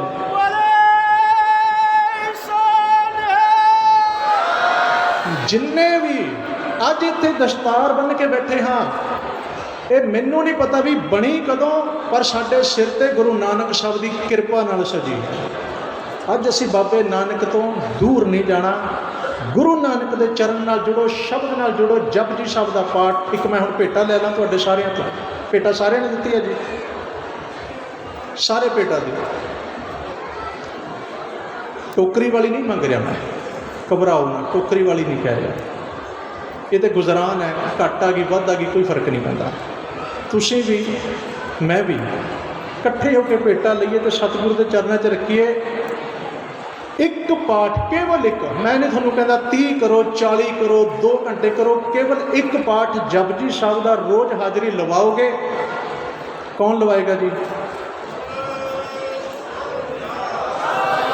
मातावां वाले पासे बहुत घट है, काम बहुत ज़्यादा, गुरु मेहर करे। चलो ये प्रण तुहाडा है, गुरु नाल है, मेरे नाल नहीं है।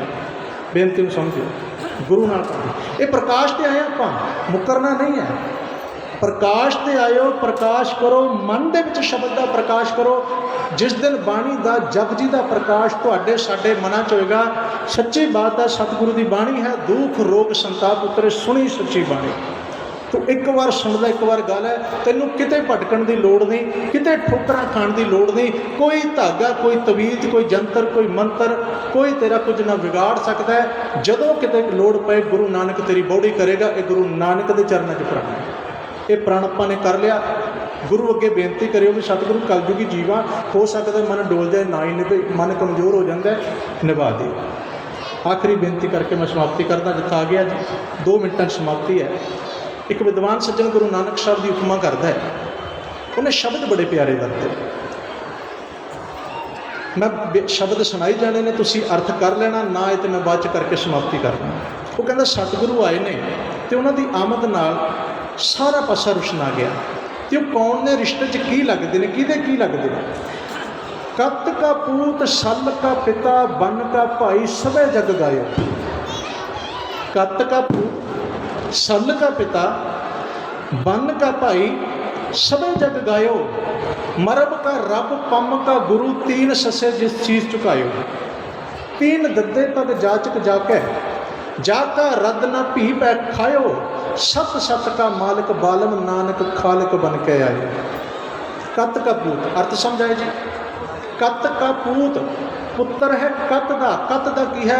कालू अते तृप्ता। कत कालू अते तृप्ता दा पुत्र है। सल का पिता श्री चंद ते लक्ष्मी दास दा पिता है। बन का भाई बेबे नानकी दा भाई है।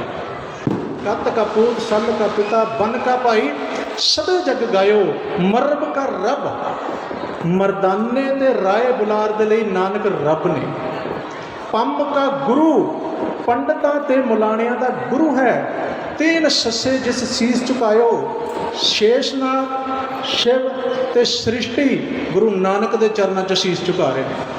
3 दद्दे पग जाचक जाके, 3 दद्दे देवी देवते दैंत गुरु नानक दे चरणों शीस झुकाउणा। जाका रद ने भी भै खायो। रद का अर्थ है रात अते दिन भी गुरु नानक दे भै नूं मनदे ने। सत सत का मालिक बालम, नानक खालिक बन के आयो। वो सारी सृष्टि च सत का प्रचार करने वाला नानक इस दीन दुनी का मालिक बन के आया। उस दीन दुनी के पातशाह धन गुरु नानक देव महाराज जी का आप प्रकाश पुरब मना रहे हैं। दाता मेहर करे साडे मनां च सतगुरु का प्रकाश हो जाए। भुलिया मन गुरु के मार्ग ते तुर पे, गुरु शब्द की जोत साडे मनां च जग पे, तो साडे ये दिन मनाने सार्थिक रूप में सफल होंगे। गुरु का शब्द पढ़ के समाप्ति कर ली जी। सारे एक बार कर दो कृपा। गुर बड़ भागी पाया, सब गुर बड़ भागी पाया। गुर बड़ भागी, धन गुरु नानक देव साहिब जी, धन गुरु नानक देव साहिब जी।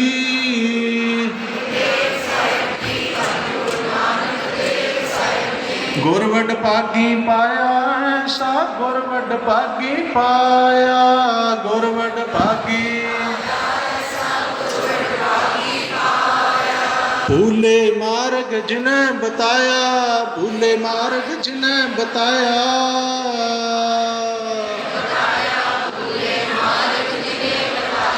धन गुरु नानक देव साहिब जी, धन गुरु नानक देव साहिब जी।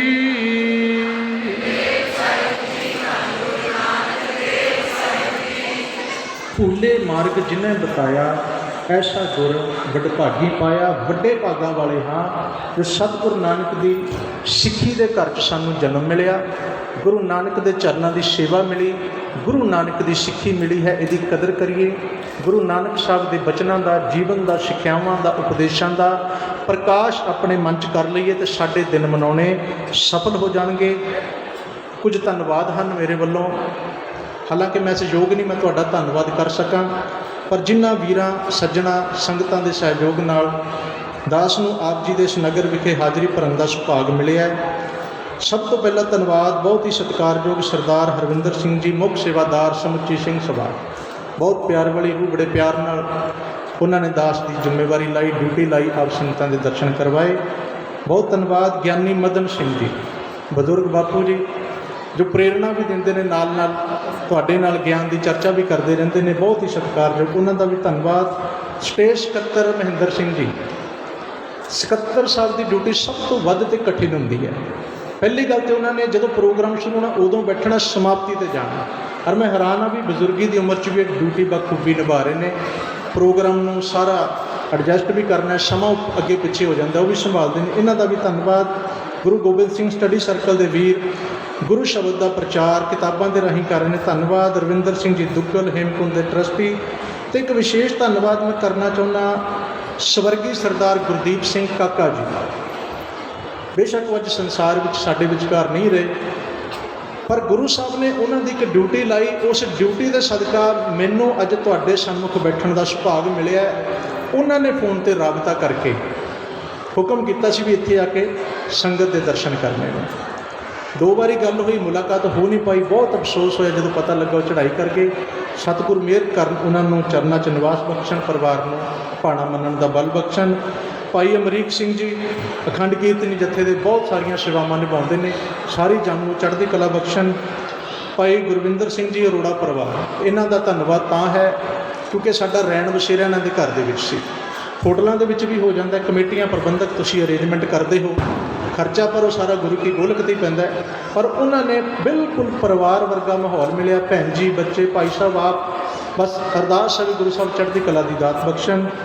ਅਤੇ ਸਮੁੱਚਾ ਸਟਾਫ, ਇਹ ਤੋਂ ਇਲਾਵਾ ਜਿੰਨੀਆਂ ਸੇਵਾਵਾਂ ਤੁਸੀਂ ਨਿਭਾ ਰਹੇ ਹੋ, ਜੋੜੇ ਘਰ, ਚਾਹ ਦੇ, ਲੰਗਰ ਦੇ, ਪਾਰਕਿੰਗ ਦੇ ਸੇਵਾਦਾਰ, ਇਹ ਸਾਰੇ ਵੀ ਧੰਨਤਾ ਦੇ ਯੋਗ ਨੇ, ਧੰਨਵਾਦ ਹੈ। ਸਮੁੱਚੀ ਸੰਗਤ ਦਾ ਧੰਨਵਾਦ ਜੋ ਗੁਰੂ ਸਾਹਿਬ ਦੇ ਸਮੁੱਚੇ ਇਸ ਪ੍ਰੋਗਰਾਮ ਨੂੰ, ਕਥਾ ਨੂੰ, ਕੀਰਤਨ ਨੂੰ ਤੁਸੀਂ ਲਗਾਤਾਰ ਚੌਂਕੜਾ ਮਾਰ ਕੇ ਇੱਕੋ ਸਿਟਿੰਗ ਦੇ ਵਿੱਚ ਸੁਣਦੇ ਹੋ। ਔਖਾ ਹੁੰਦਾ ਪਰ ਗੁਰੂ ਦੀ ਕਿਰਪਾ ਤੁਹਾਡੇ 'ਤੇ ਵਰਤੀ ਹੈ।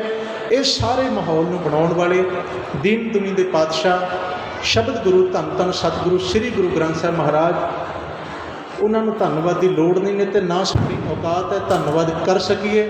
ਬਸ ਸਾਡੀ ਭਾਵਨਾ ਕਿਤੇ ਗੁਰੂ ਆਪਣੇ ਦਰ 'ਤੇ ਪ੍ਰਵਾਨ ਕਰ ਲੇ ਅਤੇ ਸਾਡਾ ਜੀਵਨ ਸਫਲ ਹੋ ਜਾਏ। ਮੇਰੇ ਕੋਲੋਂ 4 ਦਿਨਾਂ ਵਿੱਚ ਸੇਵਾ ਨਿਭਾਉਂਦਿਆਂ ਹੋ ਗਈਆਂ ਭੁੱਲਾਂ ਦੀ ਹੱਥ ਜੋੜ ਕੇ ਖਿਮਾ, ਔਗਣ ਝੋਲੀ 'ਚ ਪਾ ਦੇਣਾ ਅਤੇ ਗੁਣ ਗੁਰੂ ਦੇ ਸਮਝ ਕੇ ਆਪਣੇ ਹਿਰਦਿਆਂ 'ਚ ਵਸਾ ਲੈਣਾ। ਸਾਰੀਆਂ ਸੰਗਤਾਂ ਨੂੰ, ਸਮੁੱਚੇ ਨਗਰ ਨਿਵਾਸੀਆਂ ਨੂੰ ਸਤਿਗੁਰੂ ਜੀ ਦੀ ਆਮਦ 'ਤੇ ਬੇਅੰਤ ਬੇਅੰਤ ਵਧਾਈਆਂ। ਭੁੱਲਾਂ ਦੀ ਖਿਮਾ ਮਿਲ ਕੇ ਇੱਕੋ ਵਾਰ ਰੱਖੋ ਜੀ, ਵਾਹਿਗੁਰੂ ਜੀ ਕਾ ਖਾਲਸਾ, ਵਾਹਿਗੁਰੂ ਜੀ ਕੀ ਫਤਿਹ। ਬਹੁਤ ਬਹੁਤ ਧੰਨਵਾਦ ਹੈ ਭਾਈ ਸਾਹਿਬ ਜੀ।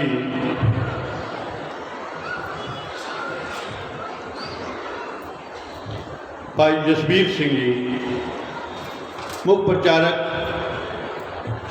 ਗੁਰਦੁਆਰਾ ਫਤਿਹਗੜ੍ਹ ਸਾਹਿਬ, ਜਿਨ੍ਹਾਂ ਨੇ 4 ਦੀਵਾਨ ਆਪ ਜੀ ਨੂੰ ਬਹੁਤ ਹੀ ਗੁਰਮਤਿ ਵਿਚਾਰਾਂ ਗੁਰੂ ਨਾਨਕ ਪਾਤਸ਼ਾਹ ਦੇ ਪਾਵਨ ਪ੍ਰਕਾਸ਼ ਪੁਰਬ ਨੂੰ ਮਨਾਉਂਦਿਆਂ ਹੋਇਆਂ